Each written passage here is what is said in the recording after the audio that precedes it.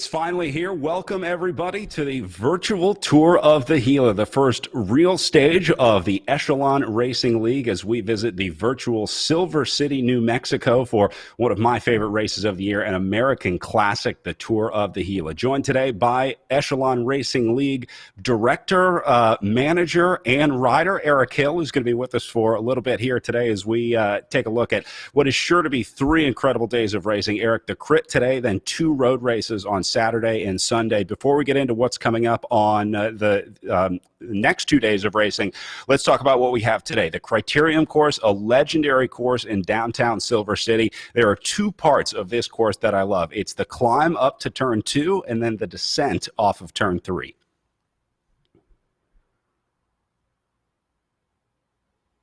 Leg buster for sure. Normally we're a couple stages in to this stage race when we do the crit.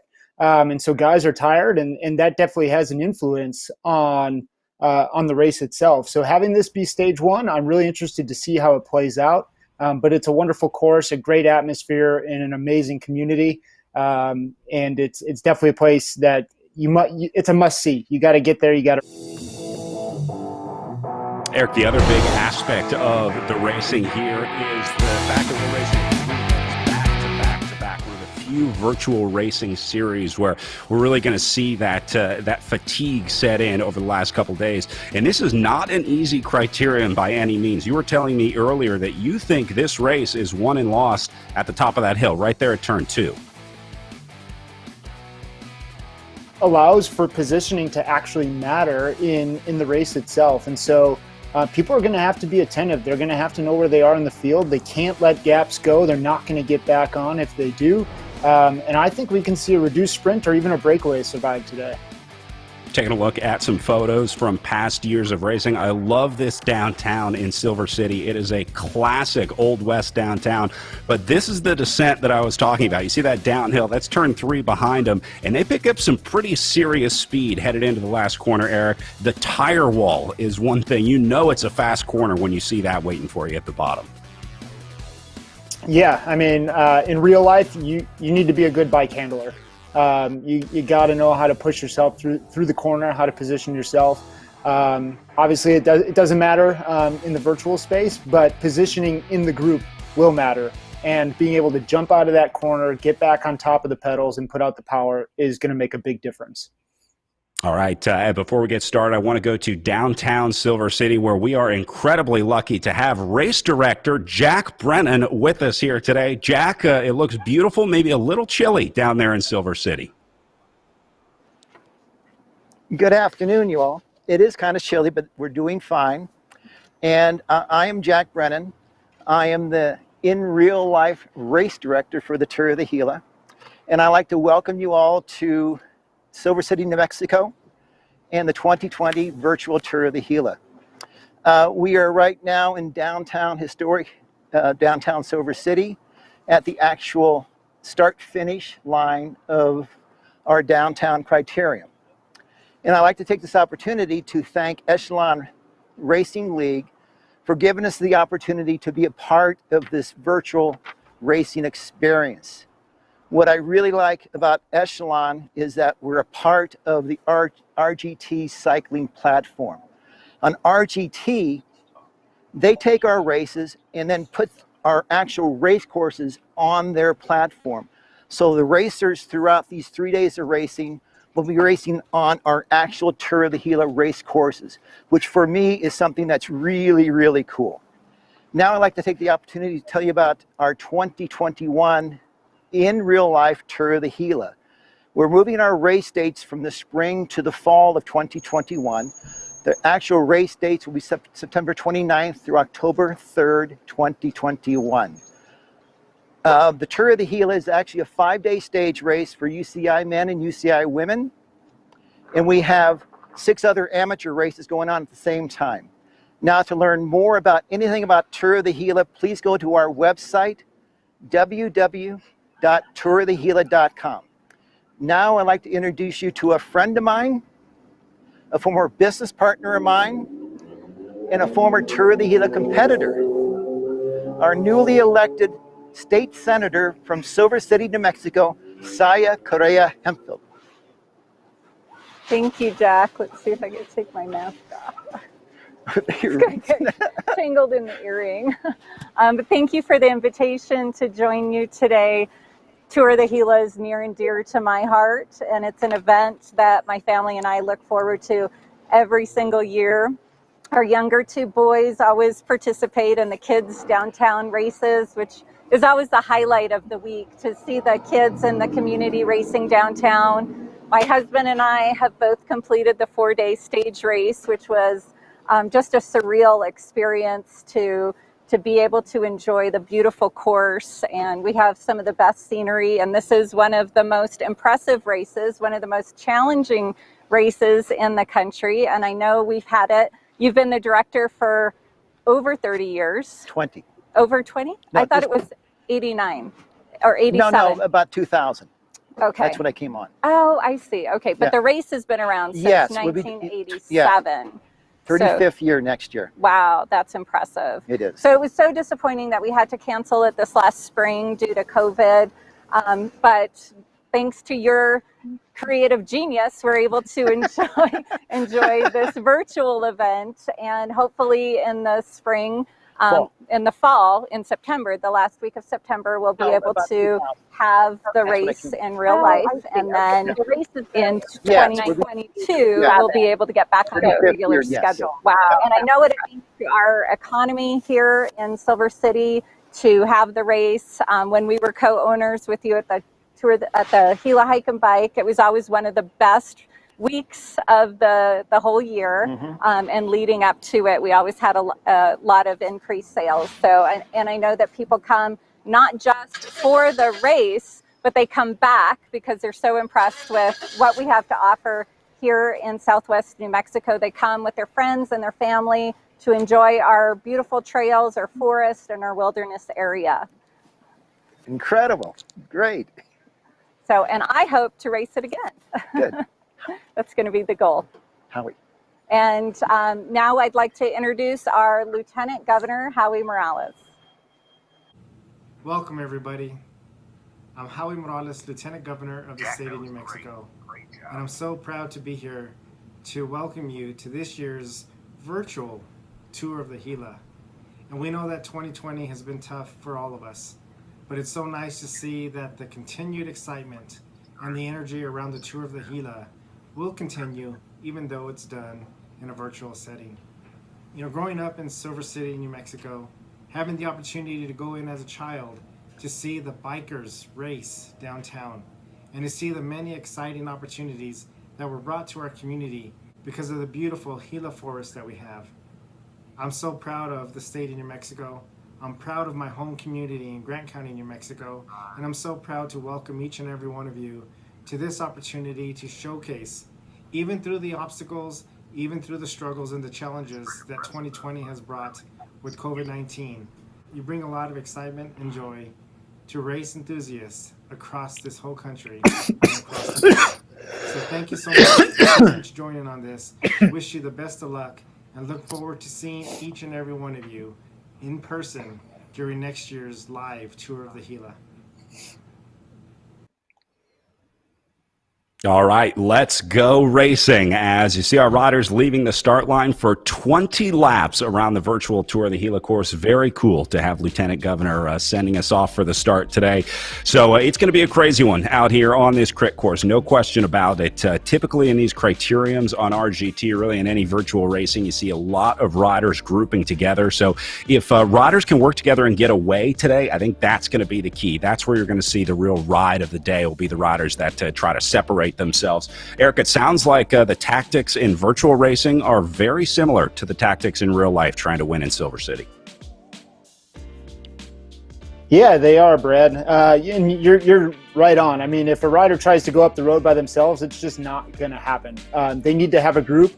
The power is in the group, and we've had teams that are actually practicing their group dynamics and tactics by doing the weekly team time trial that RGT is offering right now. And so I'm expecting that we see some higher level racing than we did during our previous race, the RGT stage race. Teams are becoming more familiar with the platform. They're understanding the group dynamics better. And I really think that if a group can pull together and pull it off, that we might see a break today. Explain some of those group dynamics, if you would, Eric, because I think that's one of the interesting things about RGT racing. One thing I noticed, the riders get boxed in here, and then the other thing I notice is the corners seem to be different. How do these physics change in RGT? It seems a lot more realistic. It is, yeah. So, your first thing was about getting boxed in. Positioning truly matters here. You can't ride through another rider. So if you're boxed in and you try to put the power in, it's going to stop you from doing that until a gap opens up, and then you can shimmy your way through. Just like in real life, right? If I want to go in a crit or a road race, but I'm pinned against the side of the road, I'm not going to be able to make that move. And so they have to position themselves well. And then on top of that, going into those corners, like you said, there's, virtual braking, if you will.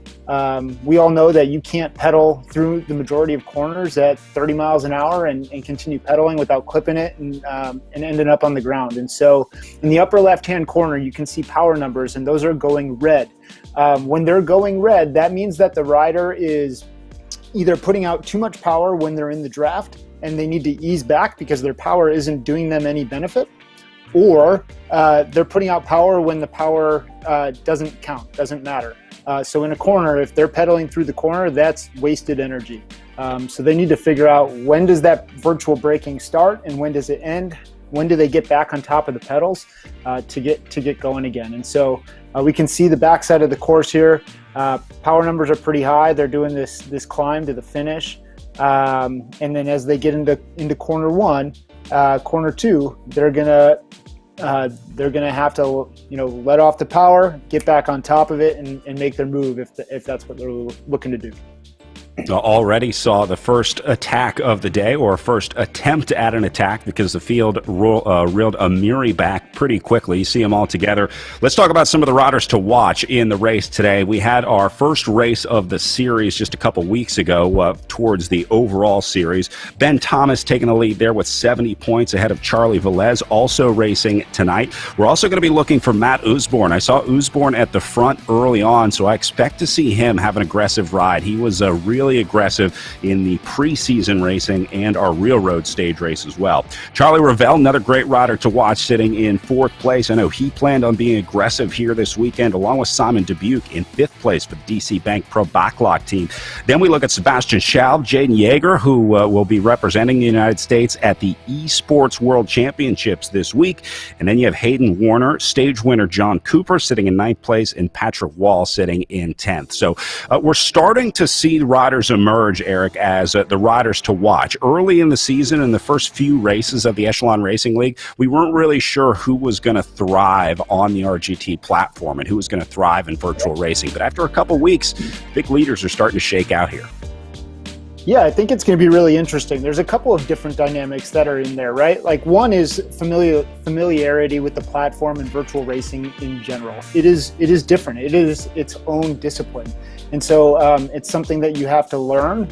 It's an acquired taste for some. And so trying to figure out what that dynamic is, how to put power out, big power out on a trainer is different than putting big power out on the road.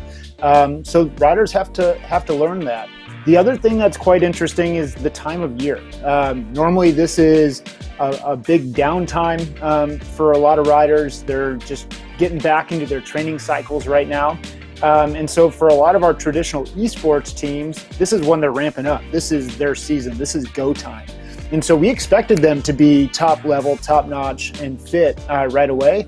And that for some of our traditional in real life teams to maybe be on the back foot a little bit. Now a lot of those riders are starting to get 3, 4, 5 weeks of training under their belts, and as the season progresses, I'm predicting that dynamic will change. Yeah, it's been pretty amazing to watch these riders sort of kick back into gear during this crazy year. Obviously, without a goal or without your next big race coming up, for a lot of athletes, that's what you thrive on. They need that competition. They need that schedule. They need that next thing on the calendar. So nice to see some riders finally getting back into it and back into embracing racing here until we can finally gather together in person someday, hopefully soon, at races like the Tour of the Gila. All right, taking some look at riders up on the front. A lot of familiar names up there. You see David Grief making his way forward, one of the Project Echelon riders. And look at these guys moving up the right side. It is starting to get fast out here, Eric. I'm also watching the power numbers, the left-hand side of the screen. You see those colors next to each name. That tells us how hard they're going in the different zones. So typically when you start to see the red, that's where you start to see riders going deeper and deeper. We're really lucky here in the Echelon Racing League to have some live video of some of our star riders. This is Ben Thomas, the current series leader here. So Thomas, definitely one to watch out there tonight, although looking pretty calm right now. We're only a couple minutes into the race though, Eric. Yeah, and Ben Thomas obviously did extremely well in our previous race weekend. He's also a rider that did extremely well in the spring virtual Tour of the Gila that we facilitated on the Zwift platform. So we know he's somebody that understands virtual racing at a high level. We know he has the aerobic capacity to perform at a high level and hold those sustained watts. And so I think he's definitely going to be a rider to watch today. And he's a smart racer. So we're really excited to see how he does here. Ben Thomas out of the United Kingdom, a talented rider on pretty much any kind of bike. He's obviously shown his talent on the trainer, but also a talented road cyclist, mountain biker, and cyclocross rider. So a guy that just likes going fast on two wheels, whether he's staying still or moving forward. Don't forget, the official Echelon Racing League team store is open at wearenations.com. We got merchandise for all of your favorite teams, t-shirts, hats, hoodies, all kinds of great stuff. So if you're here cheering on a team tonight or cheering on your favorite rider, that might make a good holiday gift in the Echelon Racing League merch store. So check out wearenations.com for your official team gear. Brad, I'm sporting some of that gear right now. So it's good stuff. Turnaround time on shipping is wonderful. I think I got it like 6 days after I placed my order, and it's really high quality material as well. And so we're really excited to be able to help these teams represent themselves and share their brand with their fans, with their family, with their team members, whatever it is. But it's an opportunity for us to change the narrative in cycling a little bit, especially here in North America. Get these teams' names out there, get people to start following them, getting people to start following their rosters and really cheering for them year round, right? Not just when their race comes to their community. Hey, I know about, I'm just going to use my own team, Project Echelon Racing. I want to go see them today. But when we have the opportunity to build a following across the course of a year, that's really something special and unique right now. Yeah, I love it. We definitely don't have enough merch in cycling, that's for sure. And we don't have enough cool merch in cycling. That is a definite. So I'm glad to have Nations on board, making sure these teams have cool gear to push out into the world. All right, looked like Patrick Wall there trying to take a little look off the front, but reeled back in pretty quickly. It seems like these riders are pretty on edge here. I don't see them really wanting to let anything get away, so it's going to be really tough to get away on this course. I want to bring in a former racer now, guy who raced professionally for a long time, but is now a Silver City resident as he's a professor at Western New Mexico University. Let's bring in former professional Garrett Peltonen, now based at WNMU. Garrett, this is a course that you had done many times in your career, but the Criterium, I imagine, is special. You raced several crits around the United States. I know your focus was a lot on the road races like Tour of the Gila, Tour to Georgia, Tour of Missouri. I think you did some Tour of Californias as well, but Tour of the Gila is special, and specifically the Criterium. What do you remember about racing the Tour of the Gila crit, Garrett?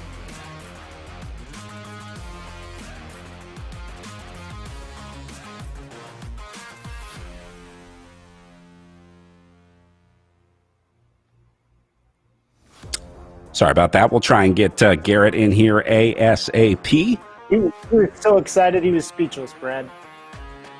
Gotta love that. I'm excited to talk to Garrett. I watched him race as a young man when I was first getting into the sport. 2007, I think, was the first time I watched him at Tour de Georgia. I was a senior in high school, if you want to do the math on that. So, all right, more riders taking a look off the front. Good, Ravel, and Looks like Hutching might be the last in that split. You see the distance off to the right of their names. That tells us how far to the next rider they are. So it's a good way to kind of tell what that gap is out on the road. But see Ben Thomas not spending a whole lot of time at the back or middle of the group. He realizes that if something goes, he doesn't want to be boxed in. So I think that's smart racing here from Thomas, making sure that he doesn't get caught too far at the back. And look at this, already riders getting dropped here, Eric. Very rarely do you see riders dropped this early in a crit, but anything goes in virtual racing as Vogel attacks through the line. And it totally depends on what crit we're talking about too, right, Brad? I mean, Schlitz Park, Tour of America's Dairyland, a race that we'll be doing later this year. Not Schlitz Park in particular, but I mean, that's a race that starts with 120 riders and there's maybe 20 finishers on the same lap. So this is a unique crit in the Pro Road Tour. And it's one of those crits where it gets strung out, riders get dropped, and it, like I said early on, it puts a sting in the legs. And so I'm not super surprised by that. So Vogel taking a look at the front, Swart and there. The other thing I love about this is showing the nationalities, a truly international field here. For a lot of riders, Eric, it wouldn't be feasible to travel over and race the Tour of the Gila, but riders from all over the world tuning in to race the virtual Gila. And by the way, I got to give a big thank you to our European riders and European viewers. I know they're making some time shifts in order for us to be able to race in these slots. So it was pretty tough trying to get people all around the world together on the same page, trying to find the right start time for these races. It was, yeah. We had to crowdsource it a little bit. Before every single race that we do, we host it just like we would in real life race. We have a managers meeting. Once a month we have a stakeholders meeting where we get feedback from the managers. We try to make some changes and implement those changes as well. So we try to be responsive. We try to listen to the community and get them involved. And so time zones was one of those things where it was a little bit difficult, which is why we race a little bit earlier in the morning on Saturday and Sunday so that we don't keep our European folks up too late. You see Ben Thomas and Charlie Ravel there starting to sweat in their pain caves. Ben Thomas looks like he's riding out into the void as he gets out of the saddle here. There's a lot of ebb and flow to the racing, I'm noticing, Eric. It seems like riders are kind of going hard and then they try to lay back a little bit. Is that just the nature of the racing, or is that just because this race is it's surging so much? I mean, it's a little bit of both. I mean, if you've ever done a crit that has a substantial hill in it, right? You're coming down that downhill, positioning matters, speed is high, and if you're 20 people back and you're entering the uphill portion of the course, you're going to have to get out of the saddle and stomp on the pedals to make sure you don't get gapped off. For those people that are first, through 15th place through that corner, they can ease up a little bit. They can ride their own pace up that hill. It'll bunch up back on the top again, and it'll string out again on the downhill. And that's why this course is unique. Even though it's 4 corners, that hill makes it dynamic and allows for us to have a place where positioning matters. You talked about the positioning. I think that's one of the cool parts of the racing here too, is the positioning that you need to win in RGT, especially in the sprint. There's an art to when you time your sprint, when you launch your sprint, and when you finally get it to the line. So as they start to line up for the final sprint, it's going to be really interesting to watch who goes forward and who kind of sits back a little bit. Yep. I mean, before today's race, we had a team meeting. We talked about the importance of that positioning. I'm sure other teams did the same, and you can see which teams are bunching themselves up towards the front and which teams are scattered. And I'm assuming that the teams that are bunched up a little bit towards the front of the race are the ones that really made a point to say, hey, we have to watch our position. We have to stay together. Even if it means wasting a little bit of energy to stay there, it's better to do that than to get gapped off and have to do 800 watts for 30 seconds to get back on. We're going to be talking a lot about watts and power numbers throughout the night, well, throughout the series, really. That's how we measure the effort that these riders are putting out. A lot of people think you want to measure speed, but it's a much better measurement of how much work they're doing if you measure the wattage that they're putting out. So you see the watts per kilogram to the right of their name. That's based on the weight that they put into the game. And basically, the higher watts per kilogram, the more impressive it is, the stronger the riding is, as you see a higher ratio there. Obviously, heavier riders are able to produce more watts, and so watts per kilogram is a better indicator of how hard you're going or how strong you are. And then we also talked about the power zones. On the left-hand side, you see the power meter presented by Saris. That allows us to know where they are in their relative zone. So red, obviously, a little deeper, green, a little easier. Eric, where should you be spending most of the time in a race like this? I mean, are you going red to green a lot, or you just try and keep it pinned in sort of the blue zone in the middle for as long as you can? Yeah, I mean, the goal is to not hit the red zone until you have to, right? Until either there's a move that you got to be able to follow and cover, or until you're the one instigating that move. You maybe have 3 or 4 matches to burn in a race like this, or even in real life. And so you have to ration those. You have to figure out how to save that so that when you go, it counts. If you're making kind of a half-hearted effort, you're not going to get the gap you need, especially virtually, to get away. And you talked about watts per kilogram, and one thing that's different about virtual racing versus in real life racing is, like, this is measured directly by watts per kilogram. That is 100% what influences your speed. In real life, there are some guys that maybe aren't the strongest people in the field that have the ability to win races because they are amazing bike handlers and they're extremely good at positioning themselves. And they can find their way to the front of the race when it counts. In the virtual space, those riders might struggle sometimes. I think that's one thing I've noticed most about this sort of shift to virtual racing over the last 8-9 months is that if you're a good road racer, you are not necessarily a good e-racer. And the e-racing is going to be really interesting to watch as well as this goes forward, and more of the quote-unquote traditional riders get onto the virtual platform. Because Eric, just because you're a national champion or a world champion and time trial or on the road doesn't necessarily mean that you're going to do well on the platform. You got to know how to play the game a little bit. There's a certain element to understanding how each of these games works. It's not just riding as hard as you can. It's not like the spin bike at your gym where you can just put a number on and say, hey, I did the biggest, longest effort. There's strategy here, and I love that about virtual racing. Yeah, absolutely. Again, it's a different discipline. I think it's starting to get recognized as such. Clearly, the UCI has designated a World Championships specific to e-racing, which is this Wednesday. I'd encourage you to tune in because it's unique and it's something different. But this is a different discipline that's emerging out of the sport, and it does require some special attention. And some specialized equipment as well. For a lot of riders, there was a rush to buy the smart connected indoor trainer. These riders are all hooked up to stationary trainers at home. Those trainers transmit the power numbers to the app, the software, and then we compare those riders. Eric, what does it take to get started racing in virtual racing? What kind of hardware and software do you need to get started racing on RGT?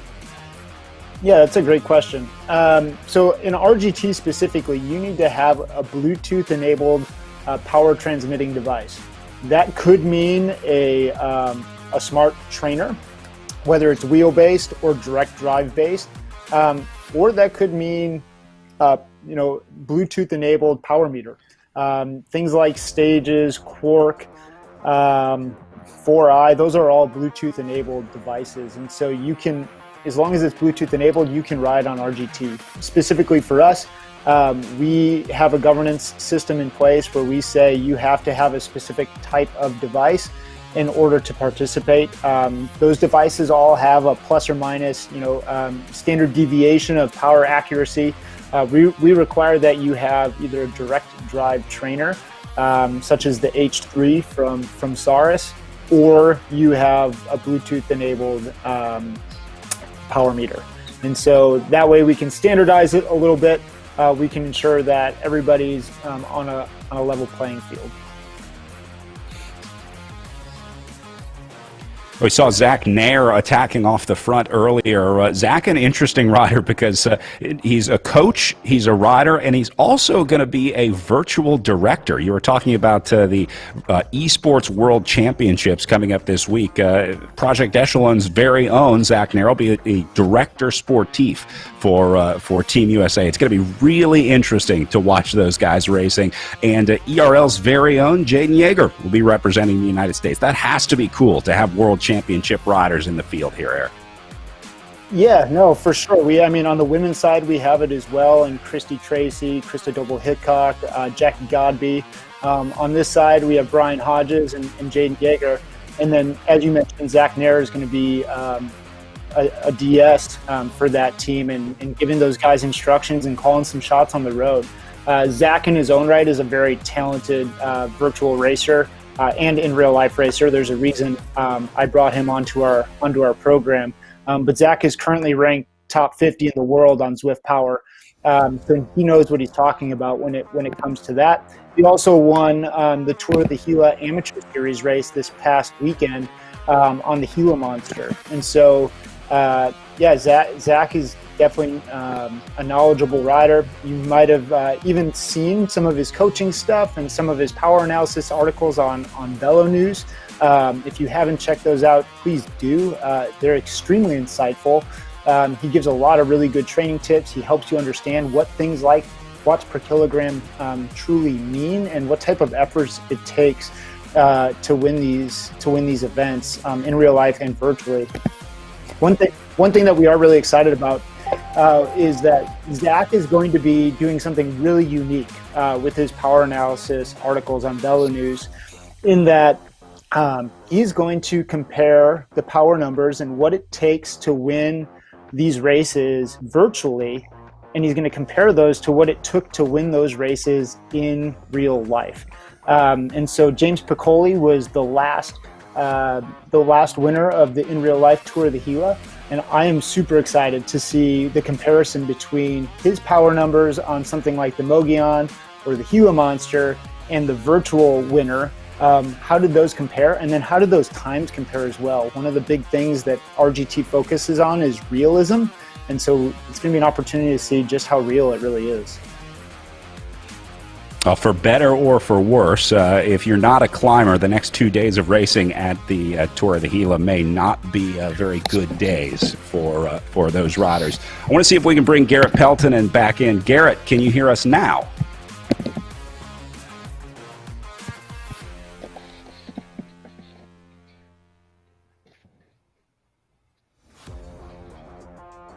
All right, we'll keep working on trying to get Garrett in.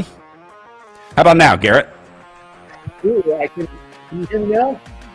Yeah, we got you now. So, Garrett, we were talking about the crit here today, but two legendary courses Saturday and Sunday with the Mogollon Road Race, and then we head to what is called the Gila Monster on Sunday. Give us your memories of racing at Tour of the Gila. Do you still remember those two climbs? Yeah, first of all, the weather always at the Tour of the Gila is great, so you can always count on that. And you know, all the courses, the crit, the time trial, the road races, all great courses. The climbs for a guy like me, especially on the last day of the Mogollon race, once you get to the cliff dwelling, it's time to get in the van because your work was done and you let the climbers do the rest of the work. Yeah, and then take me through this Criterium course. Not being a racer, when I see that last turn, that downhill into the sharp left-hander onto Bullard, that scares the crap out of me as a spectator. Is it as scary when you're going 40, 50 miles an hour into that turn? When you're racing, it's not quite as bad. Yeah, sometimes it can be a little hairy, and they have those tires there for a reason. And the other thing that makes this foot court kind of tough is that, as you mentioned early on, it's an old western kind of downtown, and that means the old concrete roads are pretty rough, so that makes it a little more difficult as well. Obviously, the virtual racers don't quite have that issue, but in person, the roughness of the course definitely adds to it. And you have the excitement of the fans. They're having parties in their yard, drinking beer, and just having a good time. And they're lined around the whole crit course, so that makes it quite the neat experience. You talked about the Old West downtown. The other thing I noticed about Silver City, the curbs are huge because there's the threat of flash flooding, obviously, in the desert areas. And so the curbs are like 6-8 inches high in some places, obviously, to make sure that the sidewalks don't flood. But this is not a course in the Criterium where you want to take a turn wide, because if you get a pedal or a tire into those curbs, there's a good chance that you're not recovering from that one. So bike handling, obviously really important in all crits, but especially in Silver City at the Tour of the Gila as you conquer 20 laps around this virtual course here today. Is the course hard, Garrett? I mean, would you consider it a hard Criterium course, or is it mostly just the competition that makes that race difficult?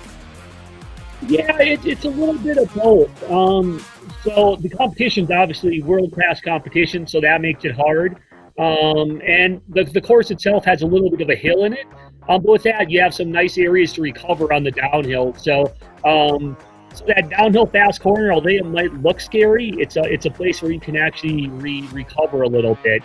So, but at the end of the day, it is a tough crit course, and to get a win here is always a great thing to have on your resume.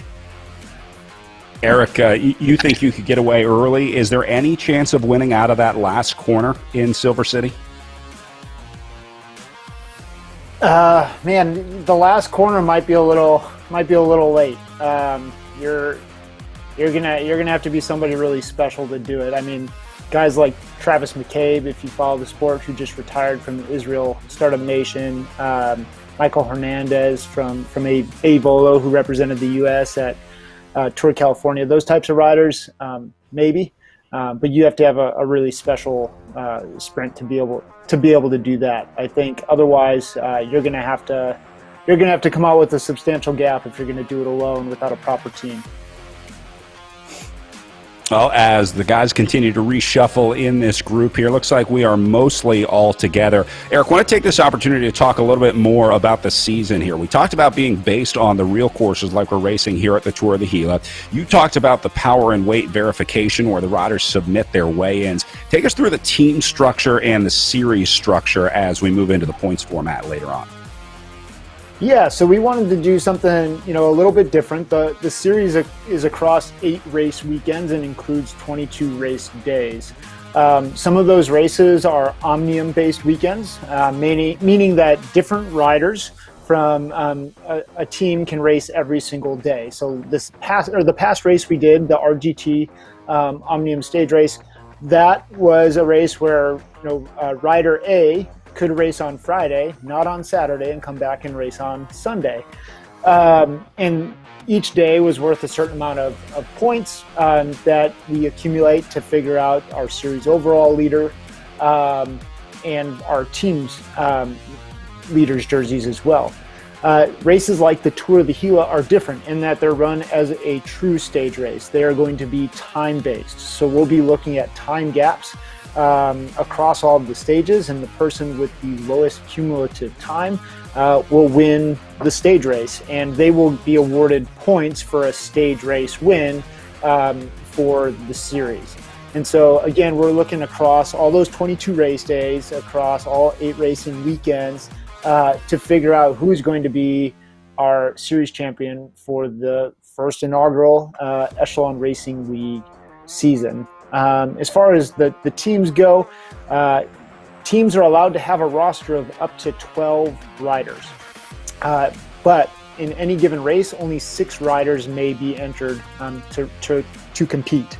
So riders, team directors need to be thoughtful in who they have race based on team dynamics, based on riders of different ability levels, based on fatigue and recovery, all of those things. And so there's an element to that as well about identifying who's racing what and when. And then in January we do have a transfer period so that teams can switch riders in and out from that 12-man roster and swap new riders in or swap riders out as they see fit. I love it, and I can't wait to see, and I know it will happen when we have the first virtual to real life crossover, where a rider that's comes to the sport from virtual racing makes the leap to in real life racing, and then comes to a race like Tour of the Gila that they had won virtually, and then wins it in real life. It's going to happen over the next few years. I can almost guarantee it, because we're seeing a lot of riders really embrace this virtual racing and virtual riding, and I'm sure we're going to see a lot of new talent emerge. And more riders coming to race in person, which is another important part of this, getting more people on bikes and making sure that our events can survive, thrive, and continue here in the United States and around the world. Garrett, Tour of the Gila is one of those races that just cannot go away. It is an American classic. You raced it several times in your career, but you are now a Silver City resident. How did that come about? Yeah, you know, it's a great location. The first time I actually came here was doing the Tour of the Gila, and just like the area. And I know a lot of prior cyclists, they lived, when I first started cycling, we'd come to Tucson every year to train and whatnot. And then a lot of cyclists lived in Boulder, and Silver City itself is kind of a nice little cycling location because it has the great weather of the Southwest. But then also it sits at, you know, an elevation of about 6,000 feet. And so even with the racing here in person, it makes it a little more difficult because you have this slight, you know, moderate level of altitude, especially when you're going up some of these bigger climbs. You know, you're at 7,000 feet, 7,500 feet, something like that. That can make it a little more challenging. So altitude plays a role, etc. But generally, I just like the area. And then after I stopped cycling, I actually did Tour Divide, a race that goes from Canada all the way down to Mexico here, and right before finishing it goes through Silver City and liked the little town, and I got a job here at Leicester, which I really like, teaching exercise physiology and actually being part of the Tour of the Gila. So it's been great, and it's a nice little town to come visit, recreate, and we're next to the Gila National Forest, so I can't say enough positive things about it. I love those stories, and we have so many of those in the sport, whether it's a host housing family that you stayed with and you kept in contact with, a race director of favorite races that teams or riders go to. With great, awesome connections in this sport. One of the very cool things about getting to go race in person around the country. We'll be back to it soon, but until then, we're watching this group of riders complete their lap here. You see the distance remaining over on the right-hand side of the screen, the upper right, 8.6K to go. So that's not a lot of racing, but the fact that nobody has gotten away yet makes me think that this one may stay together all the way to the line. Eric, this can't be more than 20, maybe 25 riders remaining here. If you're in this group, you got to be feeling pretty good right about now. Yeah, I mean, right, you've made the selection. I think guys are gonna. We talked about conserving matches and figuring out how you're gonna use your efforts throughout the race. So I'm sure everybody in this group has used one or two of those already to make sure that they were here and they used them at the right time. And so now it's going to come down to really going to come down to strategy and timing. The people that are in this group clearly know how to race on the platform. They clearly know how the group dynamics and pack dynamics work. And so now we're just going to see who's the smartest and strongest of them all. Watching Neil Ostenfeld here, another very strong early rider in the Echelon Racing League, riding for the EVOC bike team, also one of the strongest, biggest teams in the series. You see how he takes some rests there, how he's kind of zeroing out the power meter, getting as many zeros on that power file as he can. You don't want to burn too many matches. It's really easy to try to cover every move, but man, when you have to go, you got to go hard. I love being able to watch these guys' faces as they put the efforts in. Eric, riding on the trainer is maybe one of the hardest things that you can do on a bike. There's just something about it, I think, that makes it just a little more difficult than being out in real life. Well, yeah, you just have that consistent, force against you. You have no choice but to pedal the entire time, right? Like there is no coasting, and even going downhill. You just assume you keep on pedaling because you're on a trainer. Does it really make sense to stop and to sit there? In the racing setting, certainly it does because you're trying to save energy. But training wise, it is an amazing training tool. The opportunity to kind of pick your zones and hit those zones exactly. The opportunity to do hour-long intervals without having to stop at all. Being able to control your environment. You saw Neil had like a 300-watt fan on him or something, because that was unreal. His hair is just blowing all over the place. So it's an amazing tool. It's hard to do when it's beautiful outside, but I've even made an effort in my own training programs to do some of my bigger workouts, even on the nicest days, indoors on the trainer, because I know I'm going to get them done, and I'm going to get them done well. Hey, don't forget, we are monitoring your comments online. You see the Fast Life agreeing with us here on YouTube, saying, I have to agree, the real race course is a big deal for e-racing. I think that's a big part of it. Being able to tie this into these races that we all know and love is my favorite part of racing on RGT. Each platform has its strengths for sure. There's absolutely a place for each of these platforms, but the ability to tie in these real-life races is, I think, really cool. Yeah, for us, we talked about our hope to be able to use the Echelon Racing League as an opportunity to build a more sustainable and scalable sport for all of these teams. I clearly am a huge advocate for my own team. I'm the director of the Project Echelon Racing team. But without every single one of these teams that are competing against us remaining as teams and being sustainable, I don't have a platform to race on. I need them. And so that was a huge impetus for us wanting to create the Echelon Racing League. Same goes with these races and the race directors. They are the heart and soul of racing in North America. We need them putting on races, and we need the communities to back them as well. And so the virtual racing offers an opportunity for us to highlight them, highlight their partners, and to make our sport visible year-round. And so we're hoping to continue this effort beyond just the COVID-19 pandemic, but for years to come, because we really believe in what it can do for our sport as a whole. And like you said, an amazing opportunity for teams and riders to market themselves, not just to cycling fans, but hopefully some new fans as well that can find some interest in the virtual side of racing here. All right, going under 5 kilometers to go now, as you see 5K up in the top right of your screen. A lot of red, a lot of yellow on the power meters here, as you see the effort scale on the upper left-hand corner of your screen presented by Saris. At some point, Eric, these guys have to max out, but the art is making sure that you're not in that red zone for too long. It's trying to time it just right when you get to the finish. Are the riders aware of the zone that they're in, and how do you measure that? Is it based on feel, or is it based on your power meter? Throughout the race, you might be looking at your power meter a little bit and just saying like, hey, I got to tone it back a little bit. I got to stay in the group. I've been in the red too many times. My normalized power, which is your average power, taking out all the zeros, all the times you were coasting. My normalized power is really high, right? I don't look at it a ton when I'm in the group and racing. When I'm in a breakaway, though, I do. If I'm in a break and we're gaining time on the group, and I believe that my effort is sustainable, I'm going to keep on driving the pace. If I'm in a break and I'm totally redlined and we're getting 1 or 2 seconds, every 5 minutes, it's not worth it. We're going to get brought back for sure, and all I'm doing is blowing myself up for no purpose.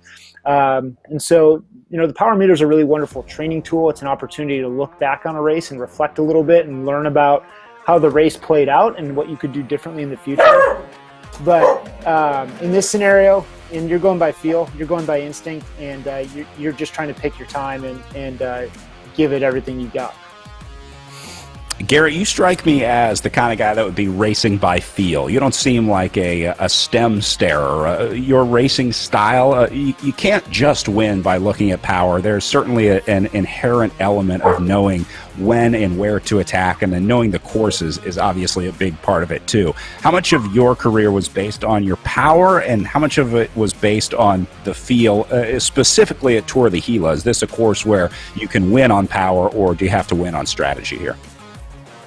Yeah, I'm more of an old school type guy, and would basically race a lot by feel. I did have a power meter for a while, and actually towards the end of my career, I sort of got rid of it because my power meter was how closely I was staring at the front wheel in front of me. But yeah, a lot of it is strategy, and the power meter can be helpful, especially if you're, in a breakaway going up some of these big climbs, coming up out of the cliff dwellings, something like that, where you can sort of help you set a steady pace, and that can be very helpful. But then again, when you've done it for long enough, you can basically, your body pretty well and can understand, where you're at. Big Brad, separation happening at the front now. Yeah, go ahead. Yeah, no, I was just going to say Zach Nair gave it an absolute rip, and Matt Usborn, who we know is strong from Above and Beyond Cancer, is trying to come across to that. You can see right now, I don't know who this live rider is, but he is. This is Usborn right here. Oh, this is Matt. Yeah, he's grinding his teeth for sure to get there. This is a big roll of the dice to try and win the day right now, and I'm going to go ahead and say that it has a shot at being successful. They have 35 meters. They have a couple of riders there. Oh, they're coming back quick now though. I think that was everyone else in this group thought that they had the ability to be successful too. That's part that comes with the territory of being some of the best riders in this field. When you have the rankings that those guys do on Zwift Power, you don't get missed in a breakaway. So Zach Nair is a big old target on his back in this race, Eric.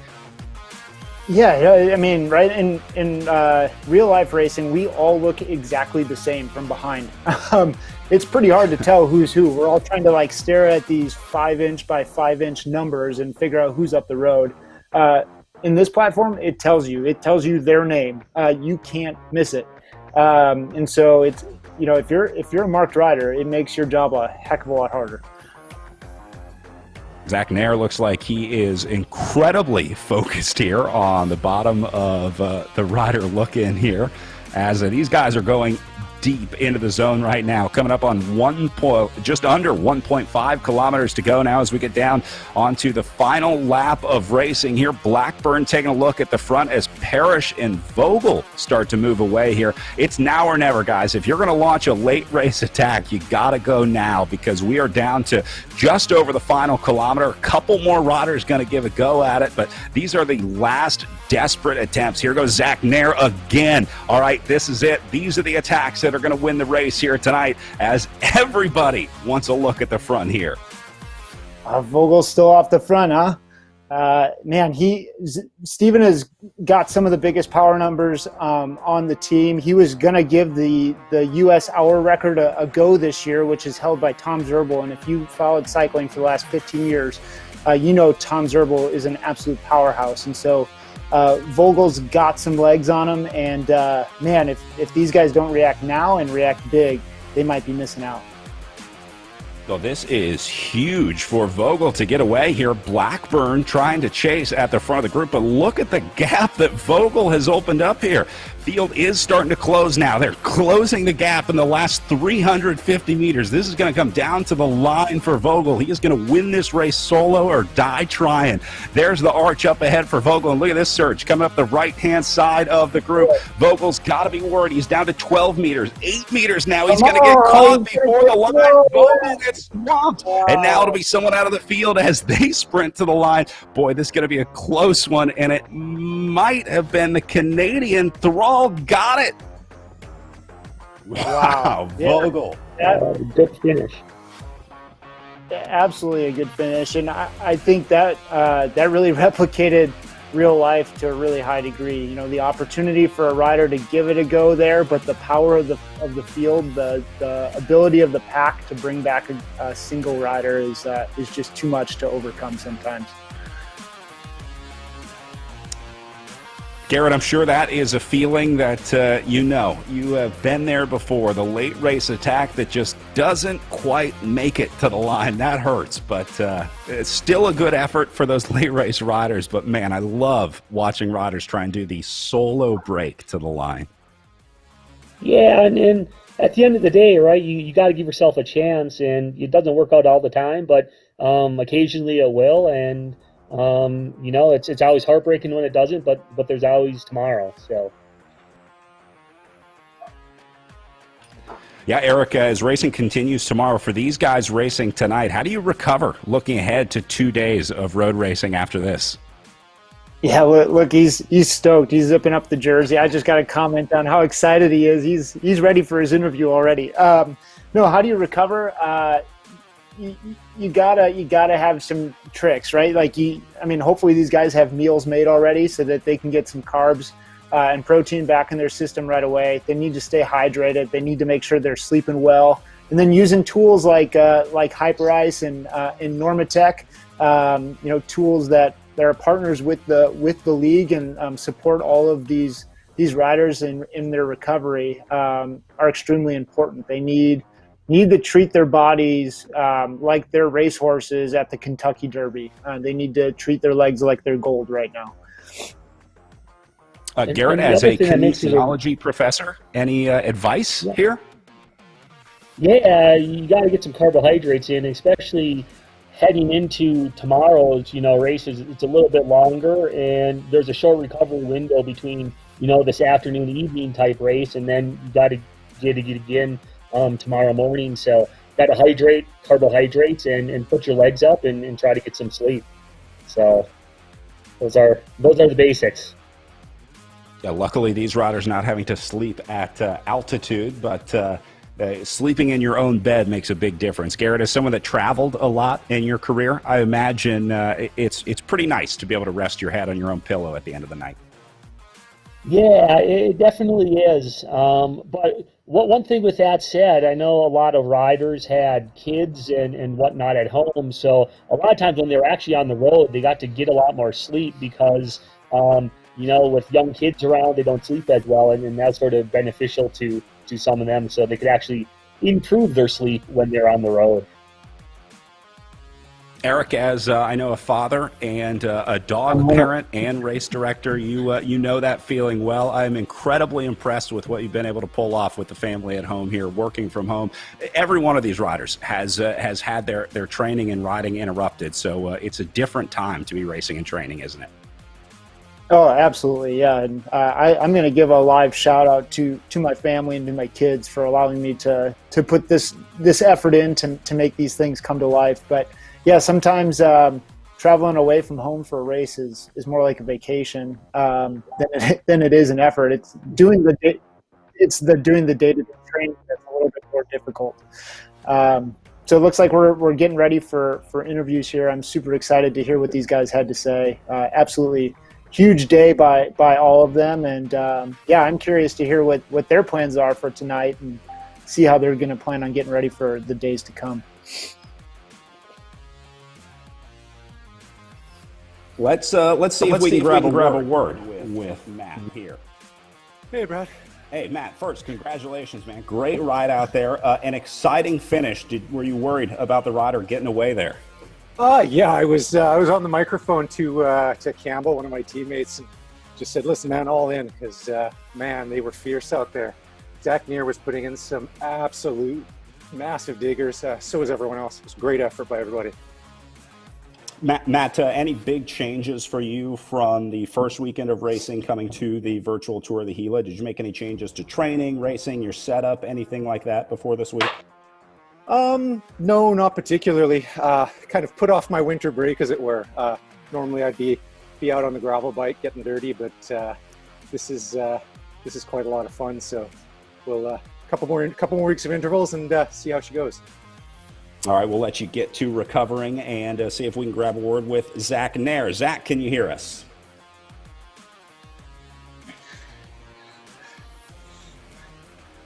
Maybe not.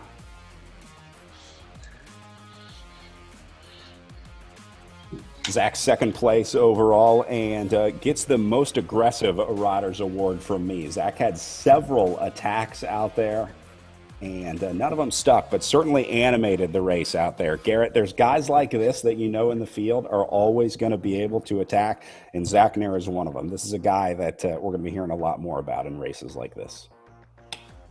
Yeah, looking forward to it. Thanks, Brad. That was such a hard race out there today. That course was so tricky to figure out. It was like there were no easy parts. There was that one downhill. It was like I could take it easy here, but I was still doing like 200, 250 watts. The rest of the course was just like full gas the whole time. Zach, were there any moves during the race that you thought this might be the one that goes, or were you pretty much thinking the whole time this was going to stay together? There were a couple of moves early on that kind of more split the field and made like a significant breakaway. Definitely at the end, I was worried like the last 6-7K probably, where the field was tired. It was pretty small. There were maybe 18, 19 guys left, maybe less than that. A couple teams had some representation up there. And I had one teammate up there, and I was feeling pretty good, so I kind of saw him move go with a couple laps to go. And I went across to it and then over the top, and I was like, maybe I can take it from here. I'll give it a go. Were you surprised how small the group was? I thought the group would be a little bigger at the finish, but it seems like there was a selection very similar to a difficult road race. Yeah, definitely for a crit. You never really expect the field to be that small, like less than half. Right, we probably had a third of the field left at the end there, and I mean, normally crits, especially when it finishes in a sprint like that, usually a pretty big group, but yeah, it was such a hard course. Yeah. They're a little bit like the real life Gila. That course it's hard, it's tricky. A couple narrow turns, is that really fast downhill left-hander, and that little kicker that always hurts. Yeah, how did this compare? Last question before we go to Thomas. How did the virtual Criterium today compare to the real life Criterium in terms of difficulty, power, and just overall race experience? Let's say this one was harder than real life. The real life one, I mean, I think a lot of it was how big the field was. I mean, the real life grid, you can sit like 100 wheels back. You can't even see the front of the race at that point, but it's all strung out. There's nice little drafts, a little bit smoother around the corners. But today was definitely, I probably did 100 more watts today on average than I did in the real life Gila crit last year. All right, congratulations on a second place finish. Now let's go to our race winner, Thomas Thrall. Thomas, congratulations, a chaotic finish out there today. You looked like you were ready, though. Were you anticipating a sprint finish today? Yeah, no, it was, well, I was just trying to stay with the group. Honestly, I was dropped a couple times during that race. It was my first time really seriously racing on RGT, and I was just trying to learn the platform today and just trying to hang in there. So I knew I could sprint if I was in the group, but yeah, just had to do my best to stick with the group, and somehow I was coming to the finish line. I made my way to the front, so kind of in shock. A day like today, is there any team strategy? I mean, is there much going on the Evoc Bike Esports Discord, or is the plan pretty straightforward on a crit day like this? I'd say pretty straightforward. We were talking a little bit. We thought about sending someone up to the road a couple times, but I think for the most part, we just wanted to stick together and all just kind of go for the finish today. Tell me about the rest of your season, your plan. Will you race the rest of the Echelon Racing League series? Yeah, I hope so. I hope to do as much as I can. Yeah, so I've been also racing on Zwift as well. So it's been a busy fall and winter so far. So just looking forward to taking it all in and just enjoying everything along the way. Yeah, how has this year been different for you with the pandemic, the pivot to virtual racing? Obviously, right now, I assume you would be preparing for some outdoor racing? Yeah, so I'm actually still new to the US cycling scene. I was actually living and cycling in Singapore last year. And so I'm still kind of familiarizing myself with the US season and what that all looks like. But yeah, absolutely. If I could be out on the road, I'd love to be there. So you picked a heck of a way to learn about the U.S. racing season here with the Echelon Racing League. A win on stage one. How are your climbing legs for stage 2 and 3? Typically pretty good. We'll see. I'm not kind of the top climber, but I could usually hang with some of the best guys. So I'm excited for any climb and anything that the course throws at me. So. All right, we'll be looking forward to it. Certainly going to have a target on your back after a win today on stage 1 of the virtual Tour of the Gila. Congratulations, and a big congrats to your team, the Evoc Bike Squad. Great job out there today. All right, thank you so much. Appreciate it. All right, we're going to take a short break here as we get ready for our pro women's race coming up next, the Echelon Racing League.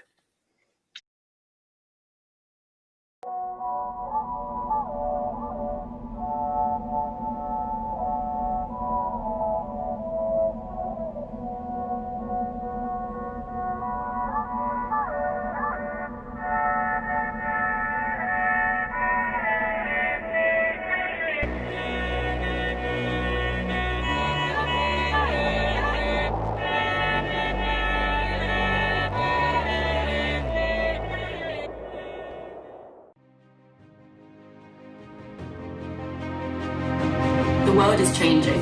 I'm looking to do things better. To improve. Just because it's always been that way doesn't mean it's right. I embrace change. I seek adventure and discovery. I explore and explore. To know the unknown. Even in the toughest moments, we ride together. Even in the moments when we're at our limits, we support each other. It's time to move up a level. Push that little bit harder. Changes we make now will make the future better for all. The efforts we put in today will pay dividends tomorrow. We all have the power to up the game. To build something better. It's not time to play. It's time to get real. It's time to be a game changer.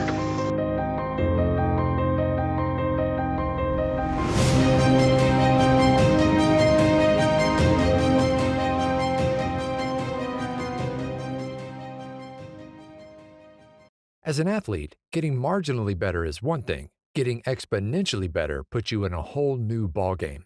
Biomoto uses a proprietary digital process to capture movement at 200 frames per second and 70 sensors per foot to measure ground-based forces, resulting in advanced motion analysis that's up to 10 times more accurate than orthotics. It's the data generated by this process that allows Biomoto to construct custom insoles that make athletes faster, stronger, and more stable, and results in an unprecedented 95% success rate.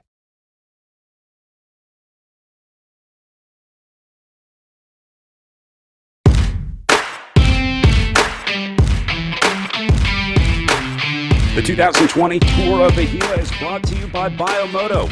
Find the motor in you. By Hyper Ice. Hashtag move better and enhance your recovery with Hyper Ice.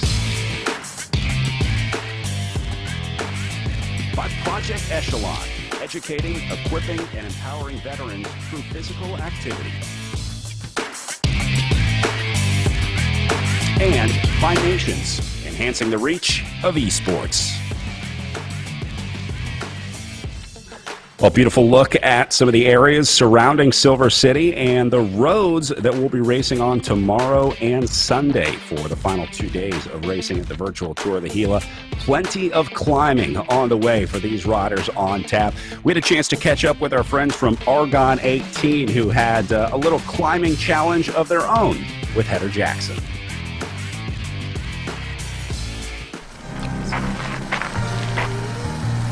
All right, we are out here, Camino Escuela in Tucson, Arizona, for the first ever Camino Escuela Hill Climb Championships. In a cold night, emptiness haunted me. Competitors here. Sean is going to be rocking the e-bike, the new Subito e-bike, weighing in at like 30 pounds, an additional, I don't know what that does, 200 watts. Heather, all natural. For you, girl, I can reach the stars. The course, I mapped it out earlier. It's about 1.3 kilometers. I think it gains about 30 to 40 meters. That's around 100 feet, and it's just short of a mile. Girl, I can reach the stars. Go. Oh, the nights we couldn't sleep, I was there carrying my young, shooting at the demons, see your dreams, making them more fun. Yeah. And if you wanna run away from the best you've done, yeah, I'll be there to save the day. I'll be your rising sun. Have you ever had a feeling that, like, there's no hope anymore? And then someone walks in your life and just light it up? Or more like screw it up again? Well, I guess this is the main reason why I'm writing this song.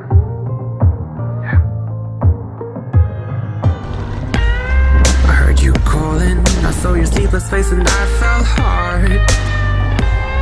I guess I'm falling for you, girl, I can reach the stars.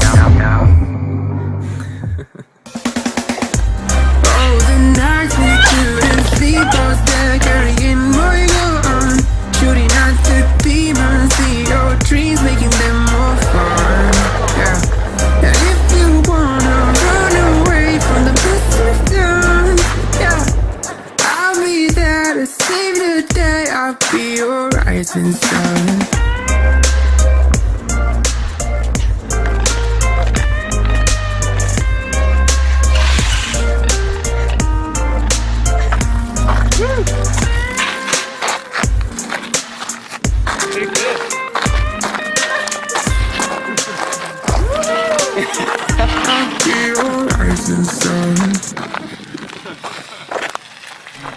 right, that just happened.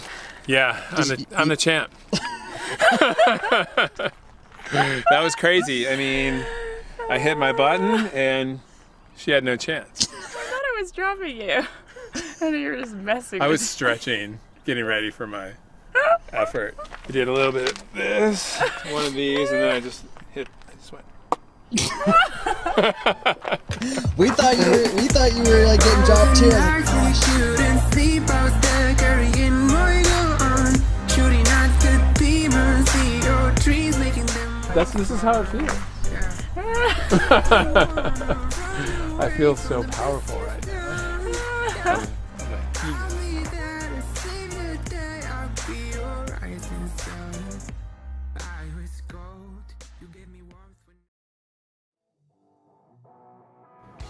Welcome back. Just about 8 minutes away from our women's race start. Let's start taking a look at some of the riders in there, starting with Elena O'Mara, the stage winner in the preseason Real Road stage race, who shocked the field for the Amy D Foundation to take a stage win and move into the overall lead.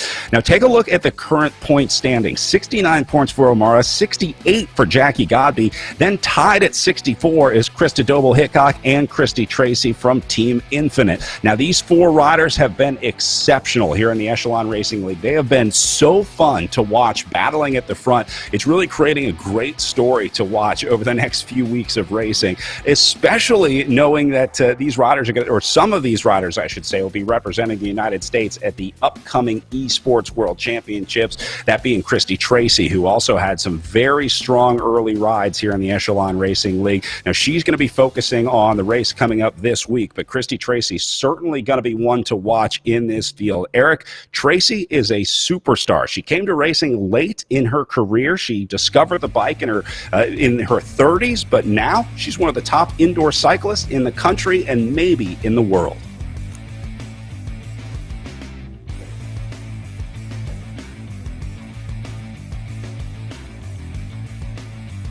You see some pretty incredible numbers from the preseason racing. She put up some really impressive power numbers that I know even the coaches were watching and were very impressed by. So Tracy has been a rider in this field that really shocked a lot of riders. Now she'll be taking a break looking ahead to the World Championships coming up here.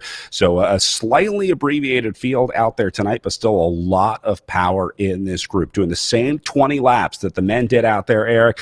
And the women's racing has been super exciting here in the Echelon Racing League. I think arguably better than the men so far. Just looking at the standings, I mean, the tie for third, 1 point separating first and second. Eric, it doesn't get much better than this. No, it doesn't. I'm really excited about the women's racing. I think that honestly, in my opinion, virtual racing provides the most opportunity for women. An opportunity to get noticed, an opportunity to enter the professional cycling scene, even if that means late in life.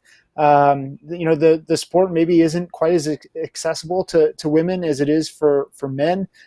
Plus, there's the family dynamic that women have to work with. And so virtual racing creates a really unique opportunity for women to get involved and stay involved in the sport at a high level. Garrett, maybe the hardest part of being a professional cyclist is not the riding, it's the contracts. Getting a team every year, getting a ride. You're constantly battling for that next contract. This virtual racing, I would imagine, is a pretty good tool for riders to be able to market themselves to teams, because there's certainly an element of that in being a professional cyclist, isn't there? You have to sell yourself to the teams that you want to be on. Yeah, definitely. And, once you get towards the end of the year, especially in the traditional road season, it's always a battle to get a contract, and they're mostly year-to-year type contracts. So this is a great way for individuals who, let's say they can't travel everywhere or whatnot, where they can actually get some exposure. And, if you can put out the right power, the right wattage, and climb well, you have the engine, the rest can follow. So it's a good way to get noticed, especially as Eric mentioned with some of the women who have maybe fewer opportunities, which we're trying to improve, but it's still the reality. Yeah, Brad, I think earlier you were talking about the crossover between virtual racing and in real life racing. And that actually happened earlier this year at the Tour Down Under, I believe, where a woman who won the Zwift Academy races came and she won a stage of the Tour Down Under as a completely unknown rider that people now know about because of virtual racing creating that opportunity for her. Yeah, I think Jessica Pratt, the rider you're talking about, I think a former nurse, I believe, who moved to racing after being discovered on Zwift with their Zwift Academy team. And then, got I think top 10 overall as well at the Women's Tour Down Under. So pretty impressive. It just goes to show you what this racing can do and how important it is for these riders to market themselves. Eric, it's no longer just about being a strong rider.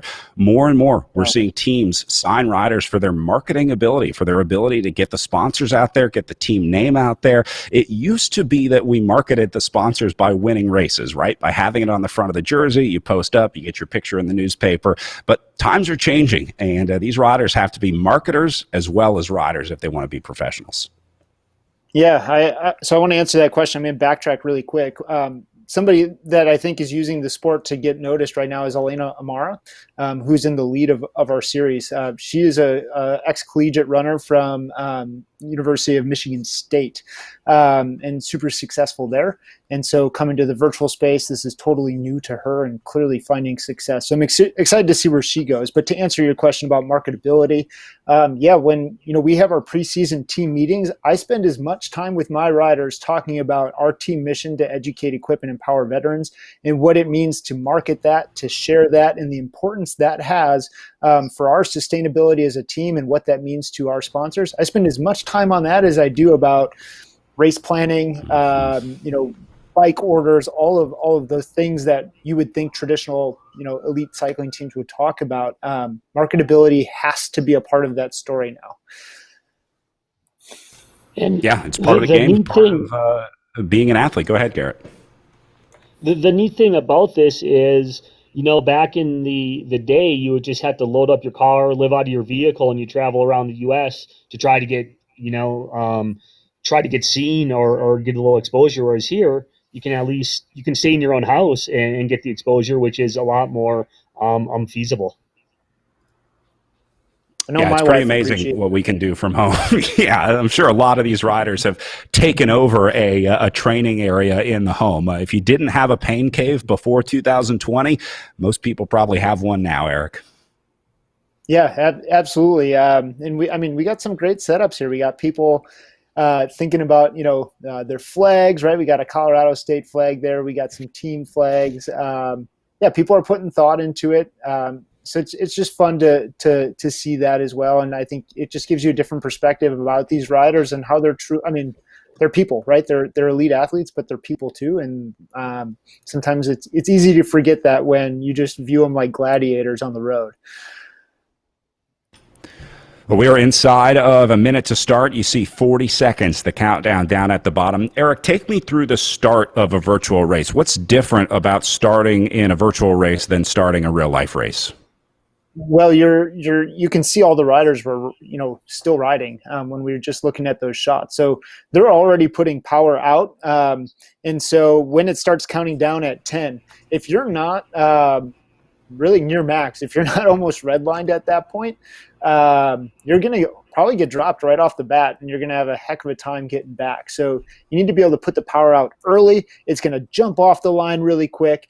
They need to make sure they're positioned well. Otherwise, they know, look at, they're going already. They're pumping their legs, and here we go. The race is starting. You can see riders that probably weren't putting out that power right away. Maybe they haven't raced virtually a ton, and they're already off the back. They're going to have to do, a zone 5, zone 6 effort for a sustained period of time to get back to this group. Otherwise, they're done already.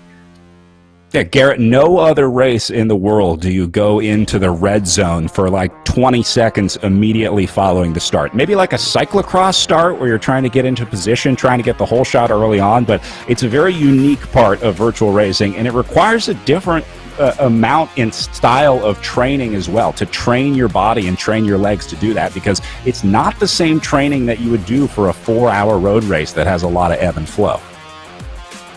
Yeah, no, it's not. And the interesting part is, like you say, and Eric was saying, you have to basically be going before the start, whereas in a traditional type of race, a lot of times you do, a warm-up for, 30 minutes, an hour ahead of time, and then you sit at the start line for 20, 30 minutes. So you're very cold and not ready to go at the start. But here, it's kind of nice. You get a nice warm up and you get going before the start is even actually has taken place.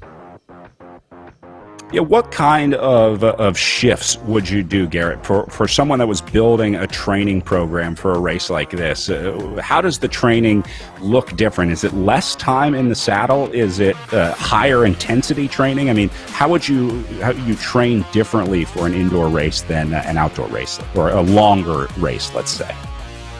Yeah, it is completely different type of training. It's almost, I would say, more suitable for like track type racing, where you have these short, intense efforts of, high power output, where, you don't have to sustain it for super long times, whereas, you're doing 4 or 5 hour road race. You need to have the endurance as well. So it's a little more where you're doing, short intervals, that type of thing to train your top end. You don't quite need as much endurance. But with that said, you still need some endurance because, some of these races are an hour, hour and a half long, and you need a bit of endurance as well. But then again, it comes more to your top end. What can you put out for 10, 20, 30 seconds towards the end of the race? Like you saw in the men's race, there was almost an individual who snuck away at the end, but got beat in the sprint. So yeah, it is a little bit different where you're focusing more on higher efforts. Yeah, maybe no better example of that than Elena O'Mara. We were talking earlier about her training. She was a rider that came from collegiate running. When she first started racing, didn't really get it. She wasn't quite clicking with racing. But then she said, as soon as I got a coach and I got those pointers and got some structured training, she really started to have that breakthrough. So, Erica, a coach and the right training can make all the difference, as it did for Elena O'Mara. Yeah, no, absolutely. I mean, these people are demanding high levels of performance from their body. You can't just willy-nilly go about it and say I'm going to ride, this amount on Friday, this amount on Saturday, and just call it good. There's a rhyme and a reason to the work that they're doing. We were talking before about Zach Nair being a coach and some of the power analysis articles and such that he writes. He just did one on Velo News about HIIT interval training and how you can train your anaerobic threshold and your aerobic threshold as well through these shorter, more intense workouts, and how that specifically can benefit people in the virtual space. And so that's a really interesting article that I would encourage you to go and check out. Because it is a different training regimen, and those shorter, more intense intervals might be what you need to help you in your personal success in racing and platforms like RGT.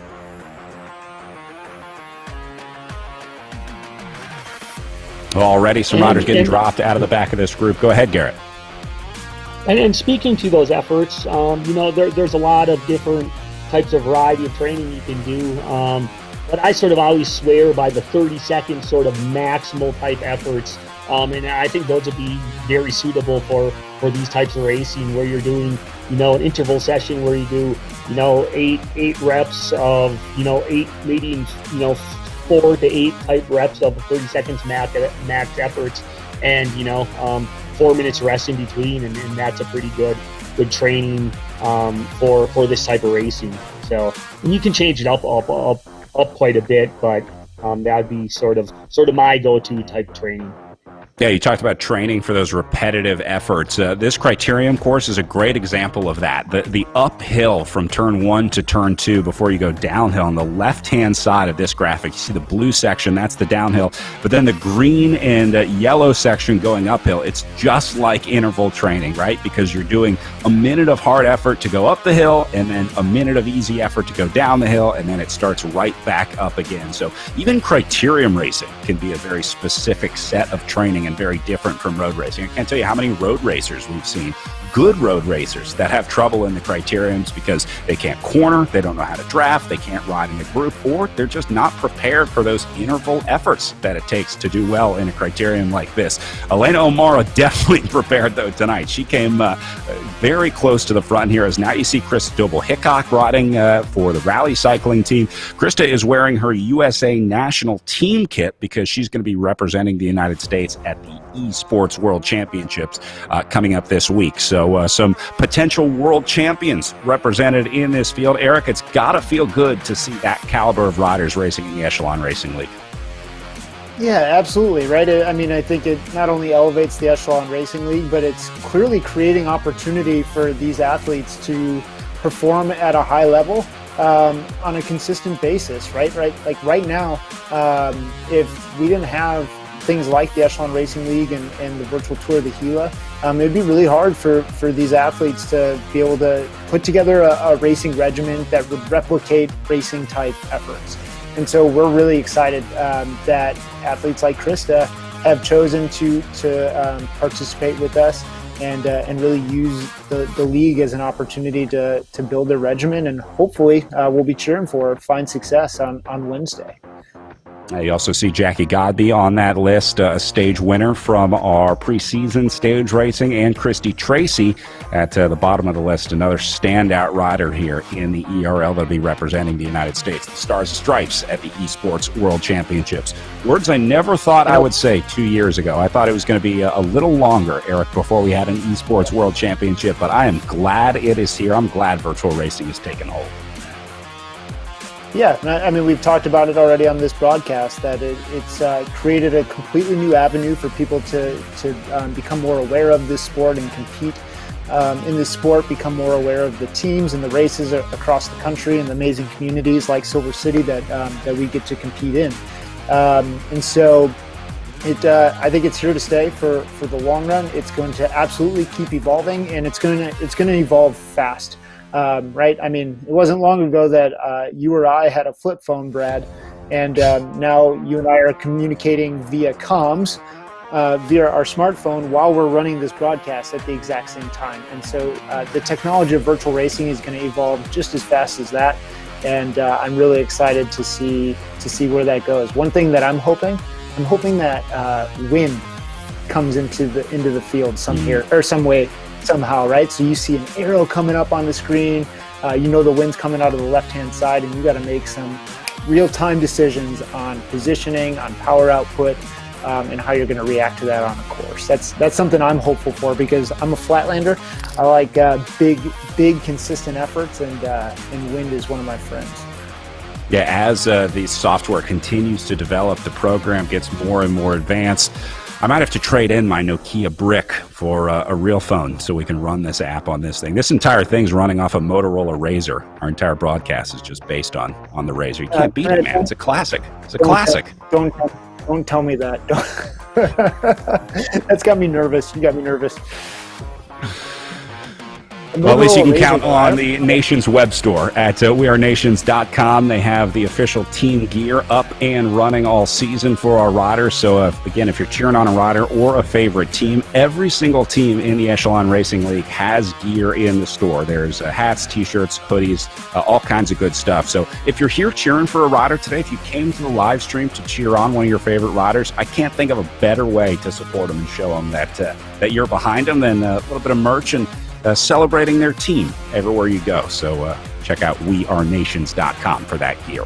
All right, guys, saw some attacking early. Godby is back on the front. This is another rider that we know well because she won an early stage of the Echelon Racing League, but has also proven that she's going to be one to watch in the years to come. She made the World Championship selection, and so we're going to be watching her race this week. A good tune-up here at the Echelon Racing League. And look at Godby just sitting right on the front here. She's in the zone. She's got this figured out, and she looks comfortable in this position here. I'm watching her on her Zoom camera at home. Godby is definitely, at this point, an experienced indoor rider, Eric. It seems like she really knows what she's doing here on the trainer. Her and her partner, John, I know are both strong indoor racers. They've really taken to this e-racing. So Godby, another great example of a rider who is blazing her trail in virtual racing. Absolutely, yeah, and she's shown her prowess on other platforms as well, and we're really excited to have her. And actually, she's got teammates this time around. Last race during the RGT stage race, she was a wild card entry in. So one of the things that we do during our amateur races, which are always the week before the professional races. So next weekend, if you haven't registered yet, we have the Bucks County Classic and we have the Armed Forces Cycling Classic amateur races coming up. But our top 10 amateur finishers from the Category 1 and 2 fields get invited to the pro race. Godby was one of those individuals last week. She found success. She's inspired her team, and we're really excited that XXX Athletico is a new team that just joined the league this week in support of Godby and her chase of the crown to be the first winner of the Echelon Racing League. Godby actually came from triathlon. I think that was her largest background in sport, and no surprise that obviously triathlon is very similar to a time trial on the bike portion, and so if she can use that long sustained power here, then that is obviously going to be very good for Jackie Godby. More attacks coming up the left side. Don't forget to check out Project Echelon Racing Amateur League, as Eric was talking about. We watched those amateur races all week, and you could have a chance to race in these pro races. Top 10 from the amateur races get a shot in the pro races every week. So be sure to sign up for the ERL amateur races this week, and can't wait for Bucks County and Armed Forces Cycling Classic. Another pair of classic Criterium races. So really excited to head there after this. Yeah, we're excited to have them. And those races are both really unique in that they're technical courses. So the whole cornering and positioning thing that we're talking about here is going to be an even bigger factor when we get to those races. Position is really going to matter. And on the in real life circuit, those are really long crits. They're 100 kilometers in length. And so we're not gonna go quite 100 kilometers, but we are going to have them be an hour and a half to an hour 40-minute crit. So not only is it going to be technical and punchy, but it's going to be like the length of a typical road race competition in the virtual setting. And so it's going to be something really unique. We'd love to have you join the amateur races if you have the ability to. We had 250 people sign up for this past weekend's amateur league, and we would love to see that community continue to grow. I'll take a look at Krista Doble-Hickok and Elena O'Mara here as they approach just under 20 kilometers of racing to go. And both riders not looking too stressed right now. It seems like they got a good rhythm going. This group is kind of settling in here as they've made the selection. Looks like they got rid of the outliers in this group. I'm wondering now when the first big attack is going to come, or when someone will try to split this group, seeing that they're taking it a little too easy. Garrett, just like in real life racing, you don't get a rest for long in professional cycling, right? As soon as there's a break out there on the road, there's always that one person that wants to attack and lift the pace again. Yeah, that's correct. There's always someone willing to attack, whether they're trying to bridge up to a break up the road, or a lot of times what ends up happening is you have a break up the road and then that gets chased back and you get a nice counter attack and everyone's sort of on the rivet then, and that's when things can go. Usually it's a counter attack is where something will go and will stick. So we'll see if we'll see that at all this evening. Hey, Garrett, we were talking about where these riders come from. A lot of riders coming from triathlon, Elena O'Mara, a runner, always trying to get new people into the sport. And one way that we've seen a lot of riders come to the sport lately is high school and collegiate racing. We've seen that segment of this sport really explode over the last couple of years with high school mountain bike racing and more collegiate clubs starting to pop up. I understand you are trying to get a program underway at Western New Mexico University, trying to get a team started there? Yeah, that's correct. So we're getting a team together here. It's a great place. Obviously, the Tour of the Gila. So there's a lot of good cycling here. And then even when it gets colder weather months, you can still train here. It's at moderate altitude. It just seems like a good place to get a cycling club going. And our local high schools here actually have are part of the NICA League over in Arizona. So they race over there, and and can get some kids to race collegiately. And I know myself personally, that's sort of how I got started in racing a bit. I joined, I was on the University of Arizona cycling team, and then ultimately University of Wisconsin-Madison collegiate cycling team, and that sort of led my way to being a professional. So I speak highly of these collegiate clubs, and they're great opportunities for individuals to also get more exposure and maybe be a professional someday down the road.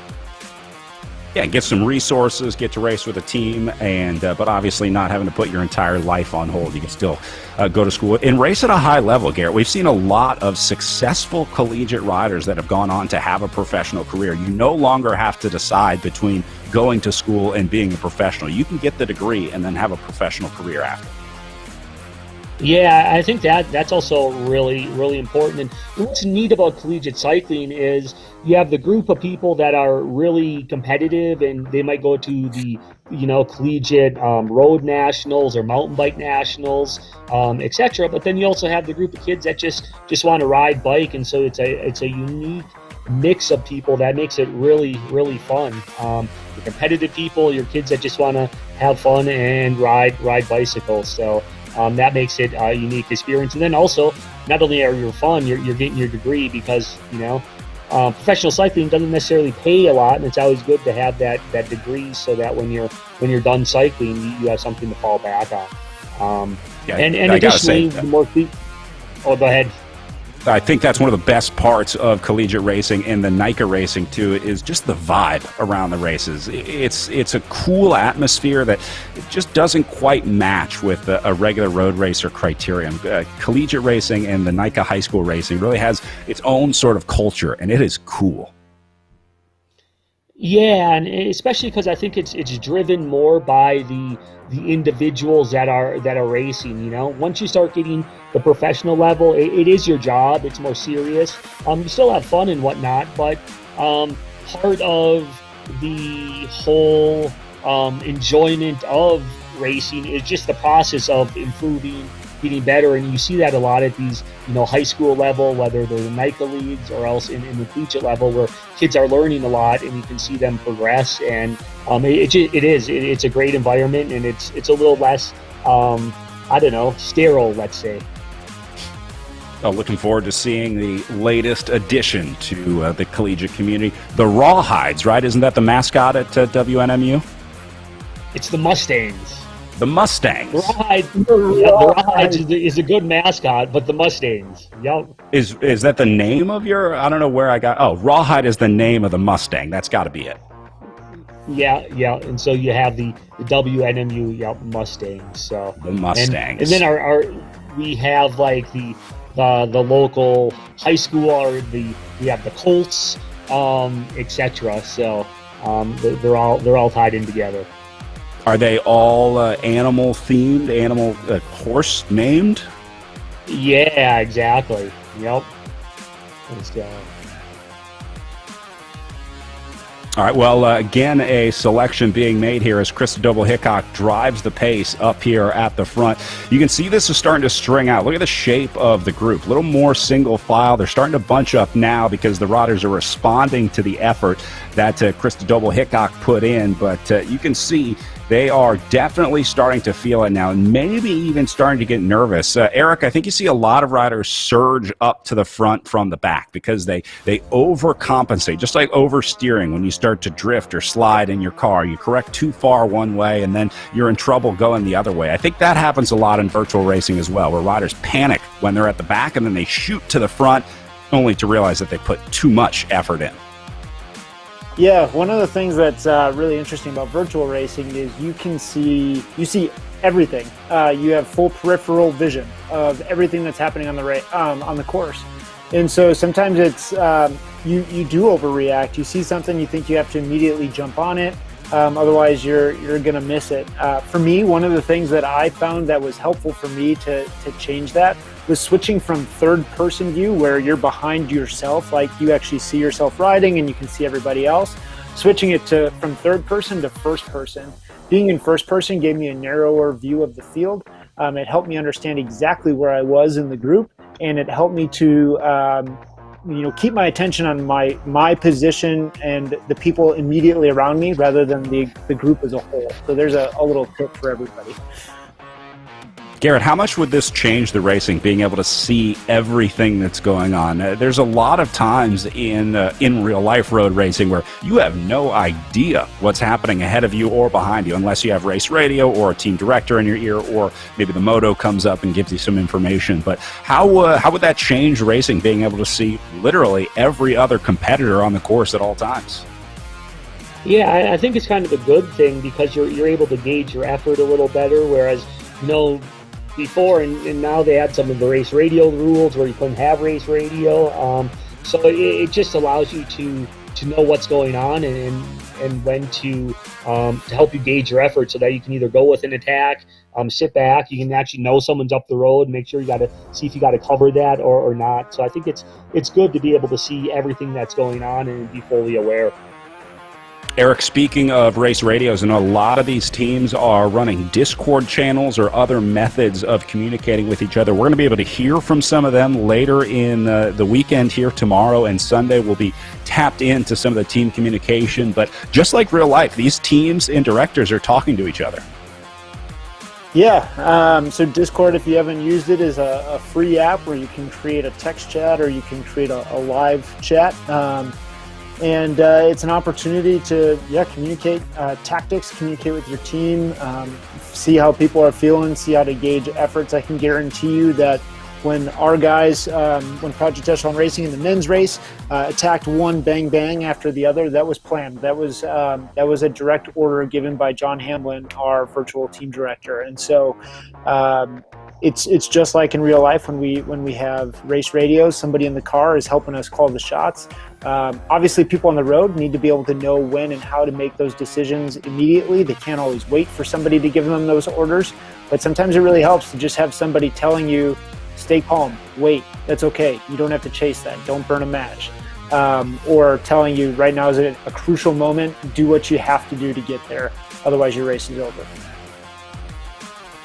Yeah, I'm really looking forward to hearing what Zach Nair has to say for our athletes representing the United States at the World Championships. It'll be interesting to hear what that commentary is like and how it compares to real-life racing, how it compares to the directors in the car and the information that they're giving. Garrett, were you one of the riders that liked a lot of information in your ear, or were you the guy that accidentally ripped the radio out at the bottom of the climb? Yeah, on our race radios, during the longer races, you actually wouldn't mind because you'd have a little bit of banter back and forth. Because some of these longer road races, which we don't have this in virtual racing, but some of the longer road races, which are 5-6 hours long, there's a lot of, sort of relaxed time in there. So you can you can have a little banter back and forth. But when stuff gets serious, sometimes you'd want to pull the radio out of your ear because you'd be told to sit on the front all day or something like that. So, but yeah, so it could be a mixed bag. Oh, nice to see we have some local fans watching the race here. Kathleen Owens cheering on Stephanie Sidlick from Silver City. She's probably not far away from where you are right now, as fans, I should say, cheering on their favorite riders. You can find us on Facebook, YouTube, Twitter, wherever you are, wherever you're watching. Let us know who you're cheering for, and we'll try and get some of those messages out to the riders. I know the riders in the Zoom room can hear us, and I know a lot of riders are watching the live stream too, so send us some messages in, and maybe you'll get Stephanie Sidlick up to the front like that message just did, as Sidlick picks up an extra few watts, I think, with some encouragement from the social media. It's amazing what they can do on the internet these days. Someone just gave Stephanie Sidlick an extra 10 watts.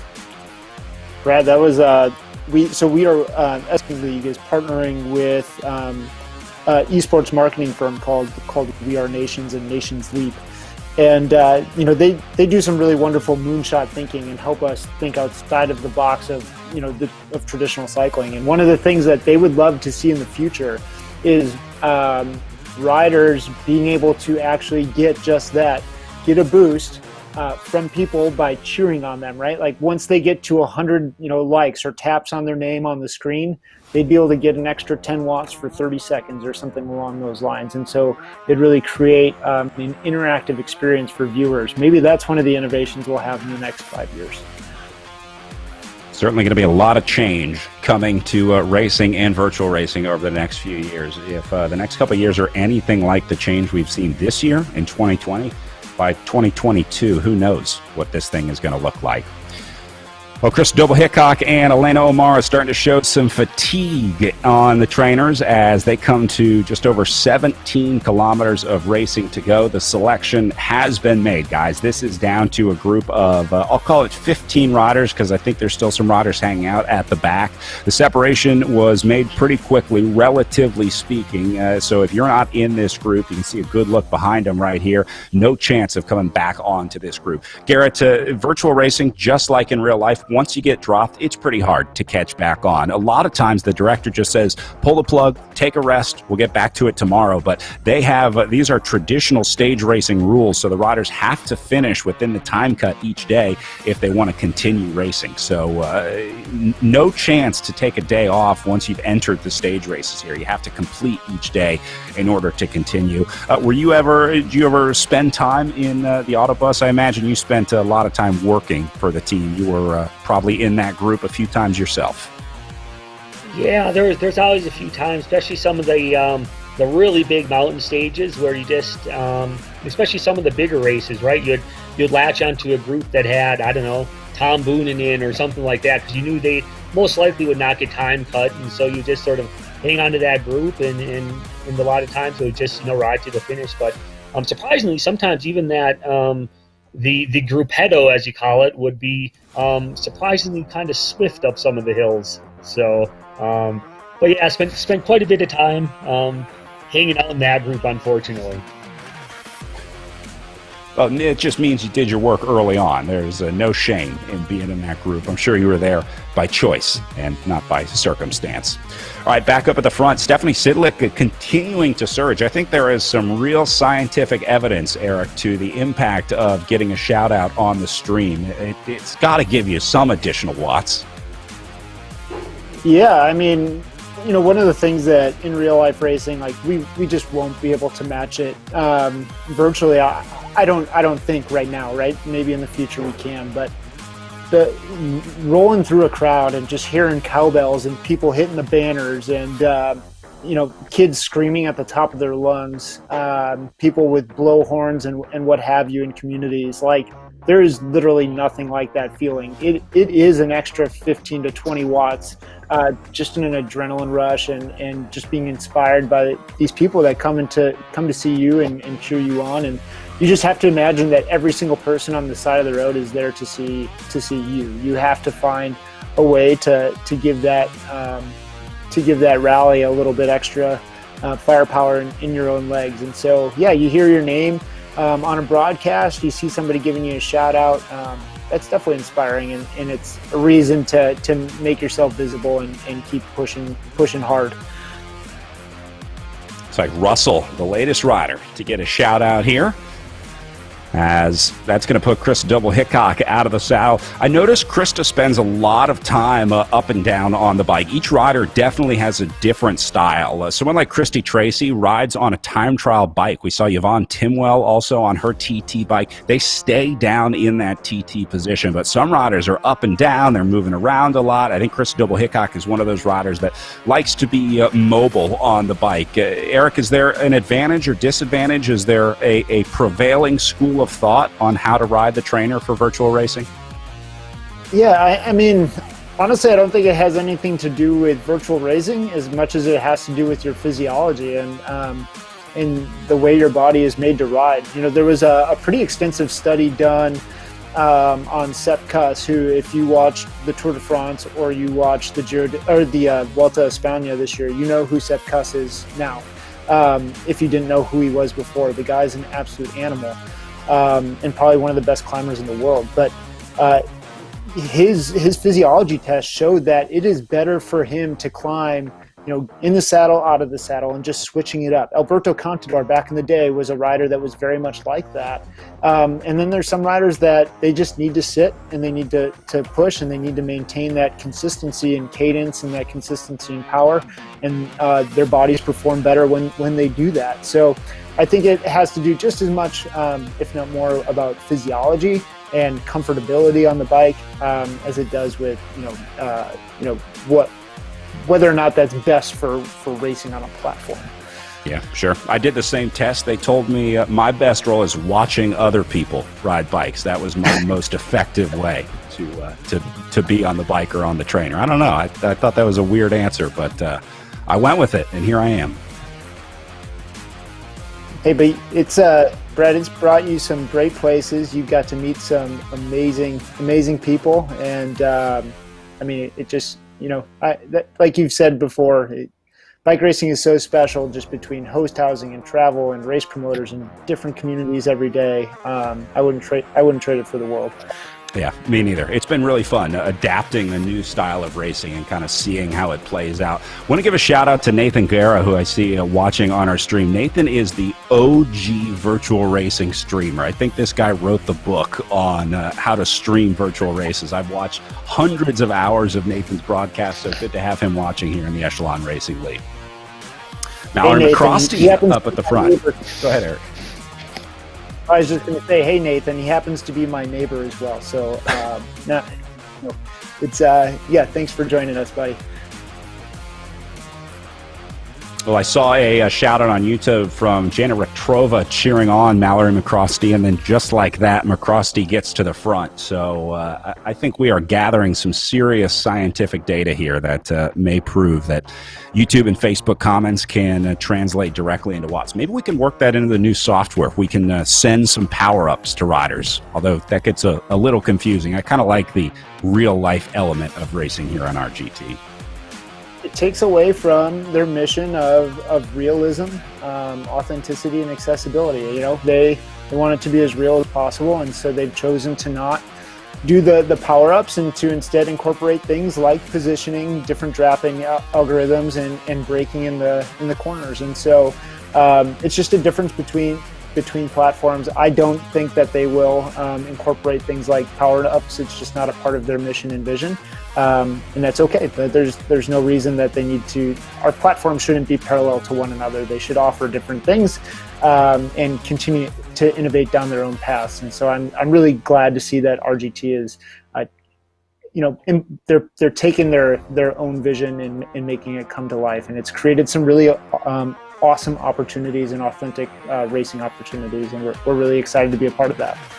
Yeah, I think just like how cyclists need 17 bikes in their garage, it's okay to have more than one platform. They're each good for a different thing. And you can't just say one works for all of them. So variety is good, the spice of life, especially when it comes to buying bikes. But right, that's the only algebraic equation you need to know as a cyclist is n+1 equals the number of bikes you need. You just keep on stacking them up. Just one more bike. All right, Godby up at the front again. Doble Hickok, Amara, Russell, and Wiseman, all there. A lot of the same names. It seems like the same 5, 6, 7 riders kind of cycling through the front.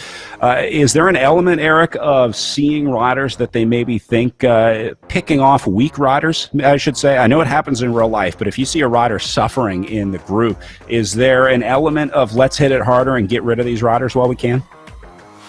I think it depends on whether or not they have a team. If there's multiple riders from the same team, I think they can afford to do that. If they're by themselves, they're going to waste matches playing those games. But if there's three people from a singular team in this group, and there's somebody that's just kind of yo-yoing off the back, I might send somebody to the back a little bit, have them do the old drift, let a gap go, and then attack that rider, make sure that person's gone, and you get back up into the group. But in a small group like this, I don't know that they're playing those games right now. I love the strategy. I learned that as the Saturn sit-up in my time in cycling. When I was coming into the sport, the Saturn team was dominant here in the U.S., and that was I think it was the McCormick brothers that had this classic move where they would take riders off the back, gap it off, and then jump ahead, get back into the group, and leave them all by themselves. Garrett, there's also an element of mental racing here, isn't there? You can have the strongest legs in the world, but if you're getting beat up on by this team over and over again, or riders start taking you off the back, it takes a mental toll on you, doesn't it? Yeah, and that's why cycling is such a great team sport, right? If you have a strong team, you don't necessarily have to have the strongest rider to actually win, because you can do that. You can take people off the back. You can, work together. Drafting plays a huge role, things like that. So the strongest individual doesn't necessarily always win. It's usually the strongest team that tends to win. And you can look at all the big cycling races where it's very rarely that a single individual can win the race. We saw that as a little but it's not often. You see some riders starting to go orange and yellow, double Hickok into the red as she closes the gap here. Now you see the riders with space in front of them. Eric, the physics are a way in that you want to keep a rider in front of you, right? You will be punished if you stick your nose in the wind on RGT. Am I correct in that?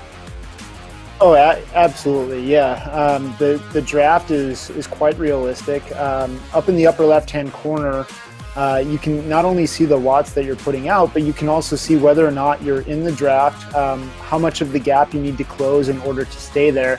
But it also tells you there's a number on the left and there's a number on the right. The number on the left at the bottom of that little screen up top is telling you the minimum number of watts that you need to do in order to remain in the draft that you're currently in. The number on the right is telling you the maximum number of watts that you would do to stay in that draft. If you do anything above and beyond that, you're going to move up in the group. So it might say 220 to 280 will keep you in the draft you're currently in. That means if you want to move up, you have to do at least, let's call it 290 to move through the group. But if you're in that draft and you can sit there at 220, why would you do 280 to sit in the exact same place? Riders need to be able to look at this data as they're racing and be able to interpret it and make decisions based upon it.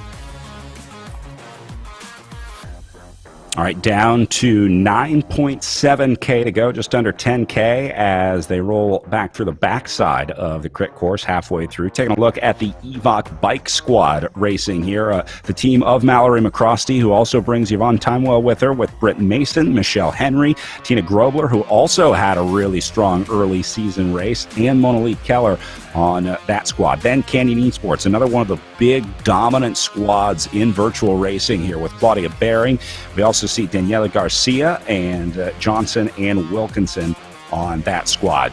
And then, of course, the Amy D Foundation. What a great team this is. Launching Elena O'Mara into cycling here and so many other riders. O'Mara joins Quano, Ward, Wiseman, and Holt on the Amy D Foundation squad here this week. And then Eric's team, the Project Echelon Racing team, with a standout roster with Anna Brayton, Megan Eastler, Heather Haviland, Sean Morelli, world champion, Anna Strelo, and Amy Young. Eric, it's got to be cool trying to bring these riders together. We see Team Infinite with Esther Boville, Catherine Connell, Jennifer Real, and Anna Russell. This is also the team of Christy Tracy, which she'll be racing on when she returns from the Esports World Championships. And then the Velocity Vixen team, another strong squad here in the ERL with Angie Bonasassi, Morgan Chafin, and Anna Rogers. And then I love this team, the M&Ms, with Ursula Donsowitz, Louise Gelling, Holly Larson, Katie Fipkin, Carolyn Reuter, and Raya Hubble. And the M&Ms are one of our wildcard teams. And so they applied through our wildcard team process. They submitted an application and were granted the opportunity to not only race as an individual, but to bring an entire squad to the Echelon Racing League this weekend. And so we're pleased to have them. Yeah, it's nice to see new riders getting a shot and new teams coming in. Kind of like in the Premier League, how they're sort of constantly cycling through the teams, right? If you're at the bottom of the rung, you bump down to the lower level. It's kind of the opposite. If you're at the top of the amateur rankings, you get bumped up to the pro rankings. Yep, absolutely. It's another opportunity to give more people the ability to participate. That's the biggest goal here. Brad, you got any predictions here from the group that we have? I know I've got my silver bullet that I'm ready to share out, but wondering what you're thinking at this time. Yeah, the way things are going so far, I'm starting to think that this one ends very similar to the men's race. The group stays together, maybe a late race attack on lap one or on the final lap, but I think this one, I think the break gets caught. I'm going to say it's a sprint. Anyone's guess, but I'll take Elena O'Mara in the sprint. Oh, okay. See, and I just knowing or not knowing what I know, but what I think I've seen just from the data that she puts out, Elena's got the ability to do that big sustained effort. She's got a huge aerobic engine. I don't know what her top end is yet, so I'm excited to see that. I'm going to go with Mallory McCrosty from Evoc Bike. She races really well on other platforms. I know she was out pre-riding the course this morning doing some openers. She posted about it and was working on her sprint out of that bottom corner. So we'll see if that pays off for her. Saw Jackie Godby riding there in her camera at home, and that caused a little split in the group. She was putting some riders in trouble out the back, but they have now surged, and Godby finds herself off the back. It's amazing how quickly things change. There's McCrosty up at the front, Doble Hickok there as well, Bonasasi, all the heavy hitters in this group. As we said earlier, the selection is made. These are the 10, 15 to watch out for, and it's going to be really tough to pick a winner out there today. 7 kilometers to go as they make their way around. 20 laps of racing. Eric, the same amount of racing for the women and the men. I love this. I think we should see it more. I love being able to compare these times and watch how the races play out differently, the different strategies. Does somebody in the women's race try to attack with 2 laps to go? Do they wait until a half lap? Do the men go too early? So you kind of get 2 chances to see how these courses and these races play out. Yeah, absolutely. And you mentioned the fact that it's an equal distance. A conversation that's been taking place for far too long in sport in general, but especially in cycling, has been gender equality, across the sport, and equal payouts, equal racing opportunities, equal race lengths, all of those things. And so this just seemed like a really like a no-brainer, right? Like there's no road closure budget dynamics that would prevent us from having women race the same number of stages and the same distance of races. And so we might as well start that conversation here. And we're really happy to create that opportunity for our women. And new roads and new opportunities here with virtual racing. Here comes a Velocity Vixen rider up the right side. I love watching the riders shoot up to the front as they try to cover some ground. Now that yellow arch is, I believe, the back side of the course. Go ahead, Garrett. I just said that sometimes I wish it was that easy. Yeah, sometimes I wish it was that easy to shoot to the front in real life, huh? It looks so easy here, and in real life, man, you're probably doing double the power output and burning twice the amount of matches in real life to do the same thing. I wish it was this easy to film a race in real life. I'm trying to imagine how we could get this shot, and so far the only thing I come up with is a vehicle in front of the race with a boom on it, or a drone with like the world's largest battery following. But it's kind of cool to be able to see some new angles that obviously would be almost physically impossible to do in real life. So a new look at road racing as well in the virtual platforms. Well, I live here in Milwaukee, Brad, and we had a drone show where there was probably 1,000 drones in the air that were all, computer programmed to interact with one another in a certain way. I can certainly see that coming to in real life racing, where we have our GPS chips or whatnot, and it can tell what speed and distance and etc. and follow us in a meaningful way to help us shoot races at a higher quality. Garrett, as a newbie to virtual racing, I'm curious your thoughts and impressions here on your first Echelon Racing League event. Great. The competition's outstanding.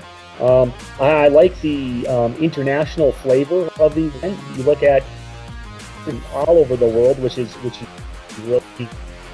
And additionally, what I think really adds to it is we sort of see racers go shooting up the side, putting out big power numbers. And what's great is when you can actually see them in their actual footage on their trainer at home, where you can actually get a visual of the effort that they're putting out. So I think that's a very impressive and neat thing to watch.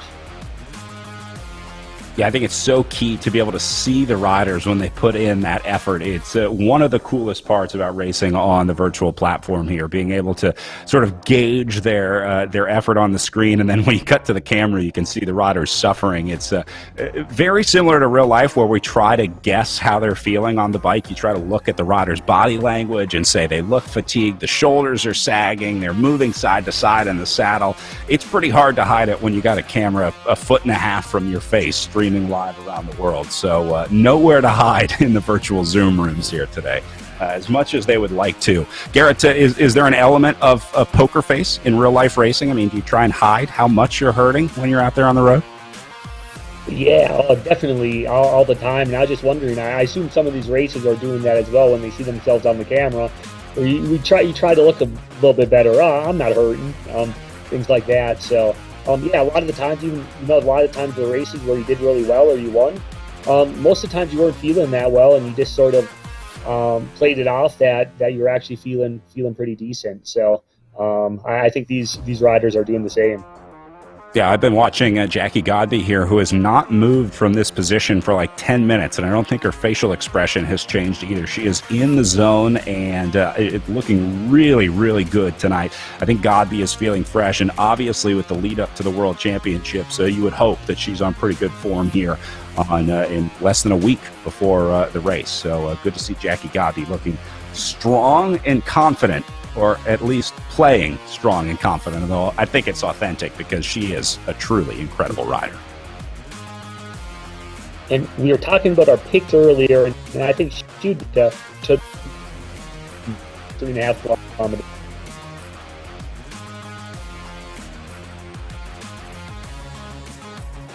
All right, so as we go under 3.5K, the swarming continues as riders battle to get up to the front. Krista Doble-Hickok a little farther back, but she'll move up here. Again, this is the confidence and patience of a well-versed virtual rider and real-life rider as well, to make sure that you don't panic in those situations.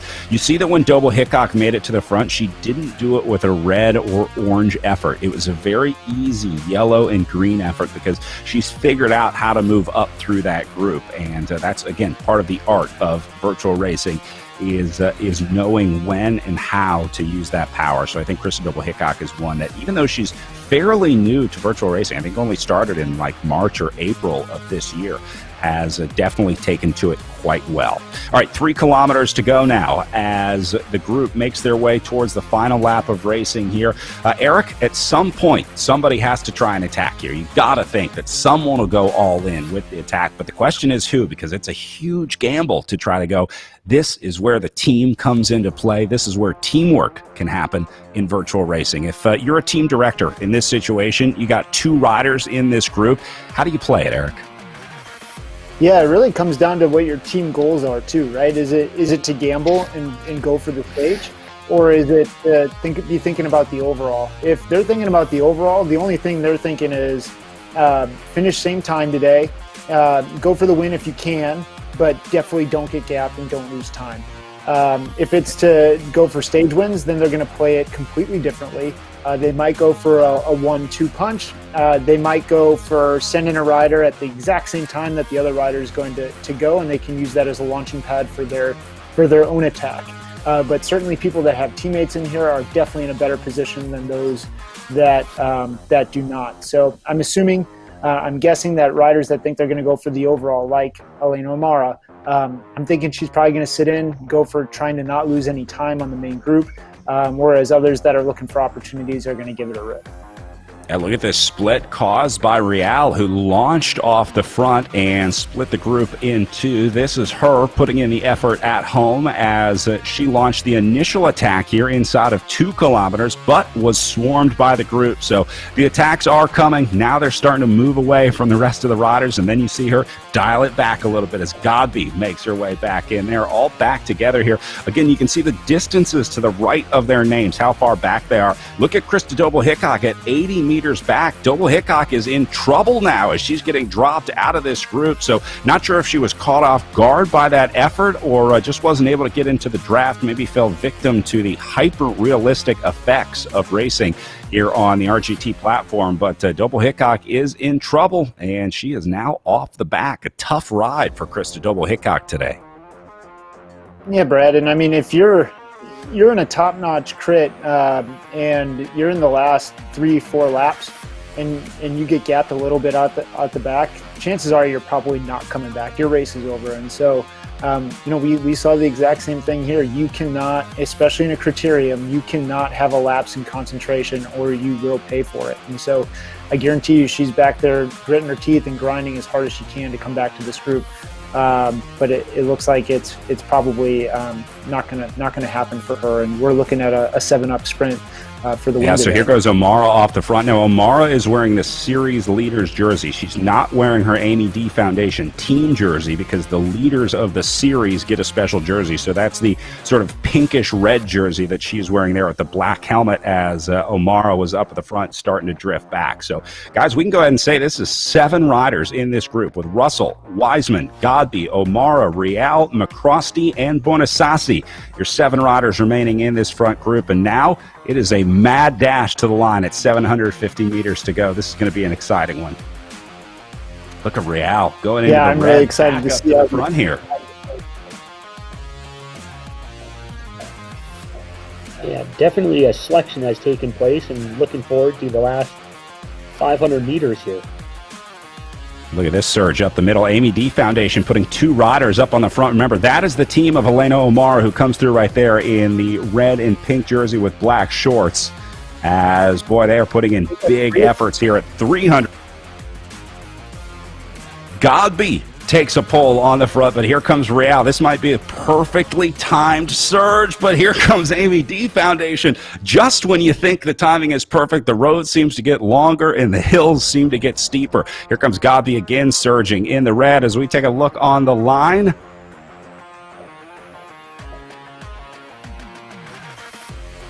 And Godby got it. No surprise, as the triathlete turned virtual rider stays on the front for a large portion of the race, and then Godby surges in the last 200 meters to take the stage win. Eric, I wish I could say I'm surprised, but the way that Godby raced in the Railroad stage race, not surprised at all to see her back on the top step of the podium. Things are looking very good for the United States as we head into the World Championships this week.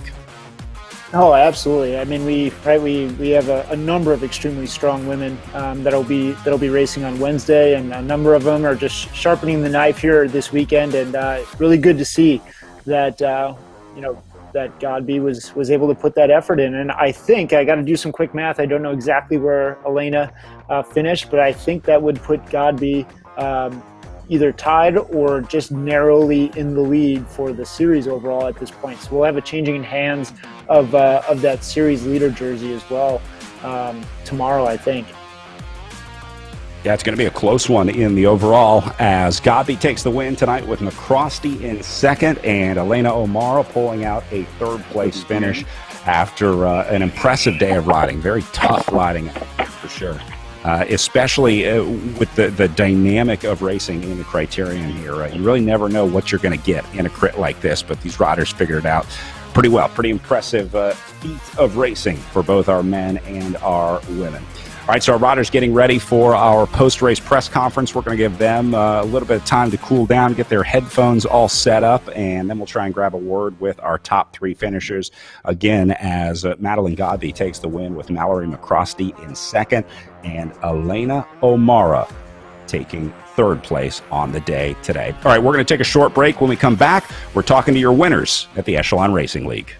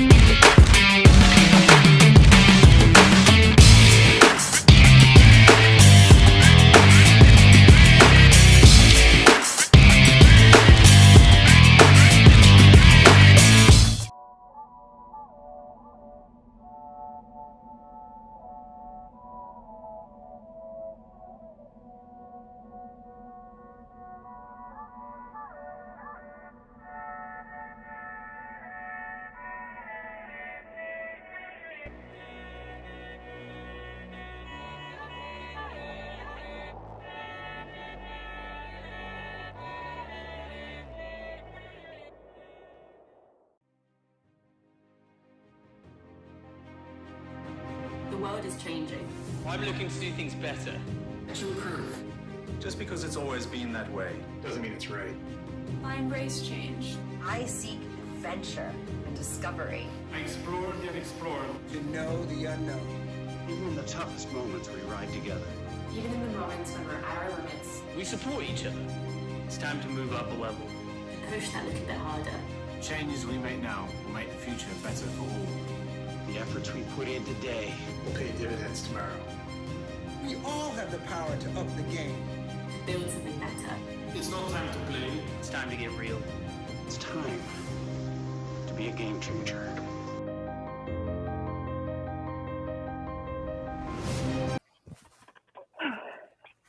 Welcome back. Chatting with two riders from our podium with Mallory McCrosty and Jackie Godby. Jackie, I'm going to start with you. Another podium performance today. First off, I want to know about the prep for the World Championships. This has got to be big for you looking ahead to the rest of the racing here. Absolutely. So, the best prep for racing is more racing. And I'm just excited to be out here today. Took some rest last week in anticipation of a big racing week this week. But honestly, I'm just here to enjoy racing, to get that excitement, to get the fun, because that's what racing is all about. So coming here today is just getting me more excited for the big races ahead. A little bit of confidence boost as well with a win under your belt heading into the Worlds. That's got to feel good. Tell us, if you would, again, your story. I know we talked about it a couple weeks ago, but we were talking a lot today about riders coming to the sport. Your background was in triathlon. Yeah. And actually before that, it was college swimming. So I was a swimmer for Northwestern University through college, started triathlon as I started med school, and then just this year got involved with virtual cycling because COVID forced us all indoors. It was actually really great. And I love the virtual platform because, it's enabled me to stay competitive, to keep racing from the comfort of my own living room. So, right now I'm a fourth-year medical student. I'm actively interviewing for where I'm going to go to residency next year. I actually had an interview today. I've been interviewing this past month, but I'm still able to race because of virtual cycling. And that's just such a great opportunity. That's impressive for sure. Hey, last question. As things shift for the World Championships, you're going to be racing with riders that you're used to racing against. Have you had a chance to meet your new teammates? Yeah, so Team USA has actually been really great. They've been putting on Zoom calls, trying to get us together as a team, work together. I've actually been really fortunate to chat with several of the riders offline. One of my other teammates has actually been a great mentor, Dr. Laura Matson-Coe. She's a practicing orthopedic surgeon in Seattle. So in addition to being my teammate for Worlds, she's also being a real life career mentor as I go forward in medicine. And that's just been fantastic. Well, we'll be cheering you on as you take on the World Championships representing the United States at the first Esports World Championships. Jackie Godby, congratulations on a great finish out there today. And we'll be watching for you at the World Championships and obviously the last 2 days of racing here as well. Are you ready for the climbing of the Mogollon and Gila Monster Days? We'll see. It's always a challenge. It's always a new day. So I'll bring the best I can and we'll see if that's enough. All right, congratulations. Let's go to Mallory McCrosty up next. I'm not sure if she was checking her Twitter mentions or checking heart rate or what's on the watch for Mallory. Maybe some communication with the team. Are you monitoring your heart rate on there? What's on there, Mallory? I'm actually getting really nice messages from all my teammates on Slack, and they're appearing on my watch. There you go. That's one of the cool elements of racing, everyone being able to watch from around the world cheering you on. Do you monitor messages while you're racing? I mean, are you getting encouragement while you're racing? I know Frank Conduit there cheering you on, but are you reading the messages as well?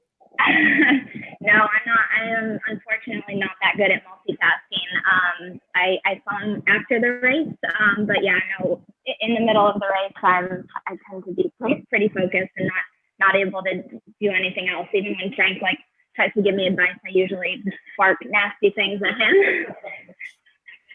We were talking about teammates earlier, coaches, team advice. I think I saw you were out reconning the course earlier this morning. You took a few laps of the Gila course with Frank this morning. Did that help you today? Yeah, it actually did. So Michelle, Henry, another teammate of mine, and Frank and myself, we went out and just did a little coffee spin this morning and spent a little time thinking about where the attacks might happen and where the exciting parts of the course would be. So yeah, I definitely think it was helpful. I'm glad I got out there.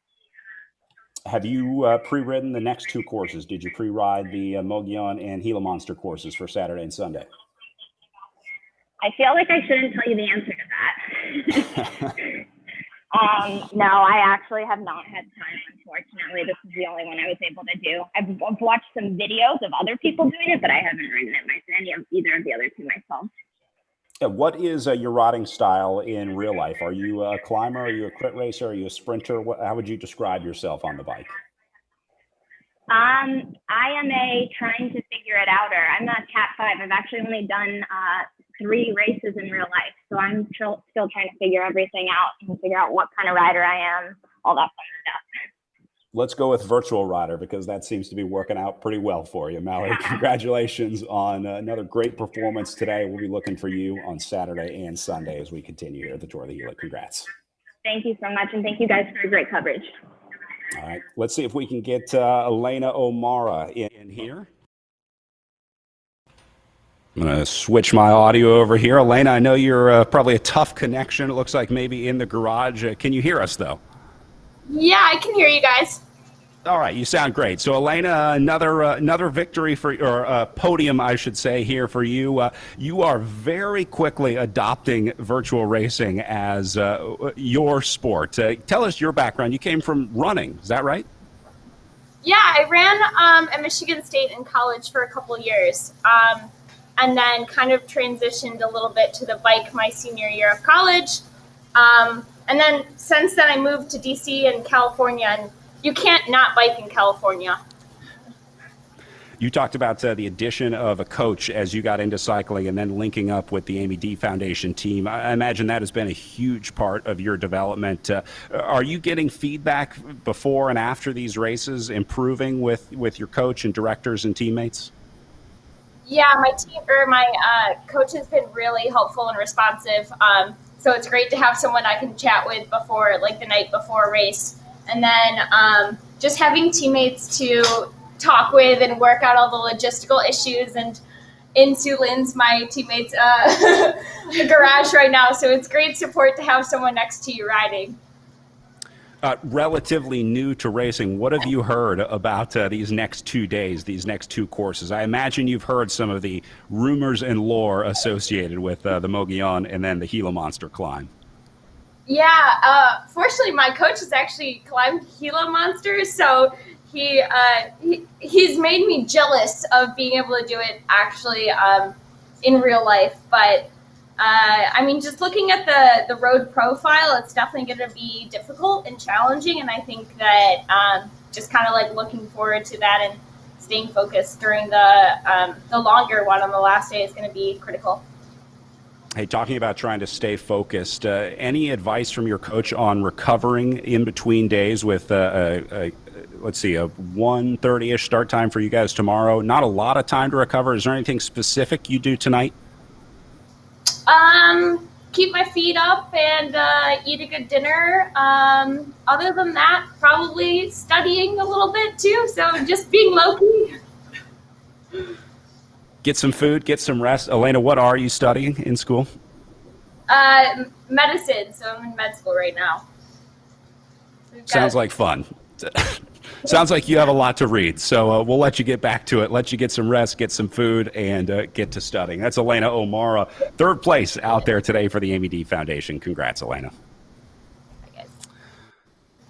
All right, well, some pretty impressive racing here over the last, it's coming up on 3 hours of racing here. Eric, I want to start with you. Looking forward to tomorrow for what is the Mogollon stage of racing. This is a big day of climbing, very different from what we saw today on the crit course. Yeah, it's a mountaintop finish. It's almost 4,000 feet of climbing across 33 miles for these riders, and so it's a flat lead to the Mogollon, and then a climb that probably averages around 8%, pitches up to 14 or a little bit higher in some places. It's gonna be a really tough day. I'm really interested to see if teams send some people up the road early, try to get an early break and do the good old sag climb. And when their teammates come up to them, then try to help them for as long as they can with their leaders taking the poles on the climb, or if they try to keep it together and just keep a really high tempo, tire people out as much as possible so that when they get to the climb, GC contenders can battle it out. I think there's going to be some interesting tactics played out tomorrow. Garrett, a really unique course tomorrow in real life. It's one of the most beautiful courses that we see. Riders going up to Mogollon, which is basically a ghost town, an old mining town that was huge and then abandoned. Describe the course for us tomorrow. What are riders seeing in real life when they ride that Mogollon course? What is it like? What is the atmosphere like? What's the surrounding area like as they head up to Mogollon? Yeah, tomorrow is a tough day because you sort of, most of the course leading up to the main climb is pretty flat. And we don't have wind to deal with tomorrow. But typically there's a pretty strong west wind coming and you sort of make your way. You go through Glenwood, a little town before you hit the base of the climb. Then you take basically a right-hand turn and you start the climb. And the climb's sort of broken up into two parts. You have your initial climb, where you go up, there's a little flat section in the middle, and then you have your final kick up to the finish. So it's a true mountaintop finish, and we'll see if some of the competitors who place on the podium today can hang with the climb tomorrow. It's a completely different type of race, right? We're going uphill. It's no longer Criterium, so it'll be interesting to see the competition tomorrow. Well, racing continues tomorrow with a 12 o'clock start time for the pro men, and the women will follow immediately after as we head to day 2 of the virtual tour of the Gila here in the Echelon Racing League. We're going to take one more quick break as we roll out here, guys. Another incredible day of racing. I want to come back and talk about the schedule, so let's take a quick break, and when we come back, we'll talk about what's up next.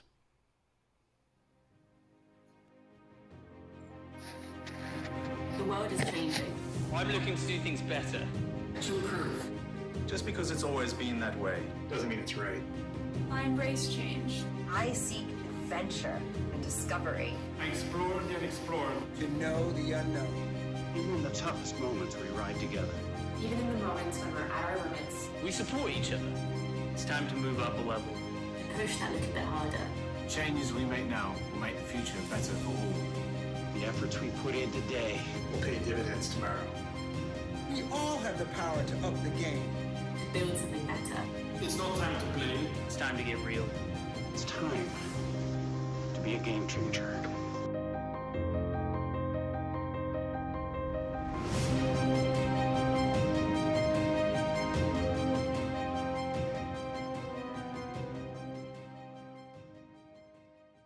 As an athlete, getting marginally better is one thing. Getting exponentially better puts you in a whole new ballgame.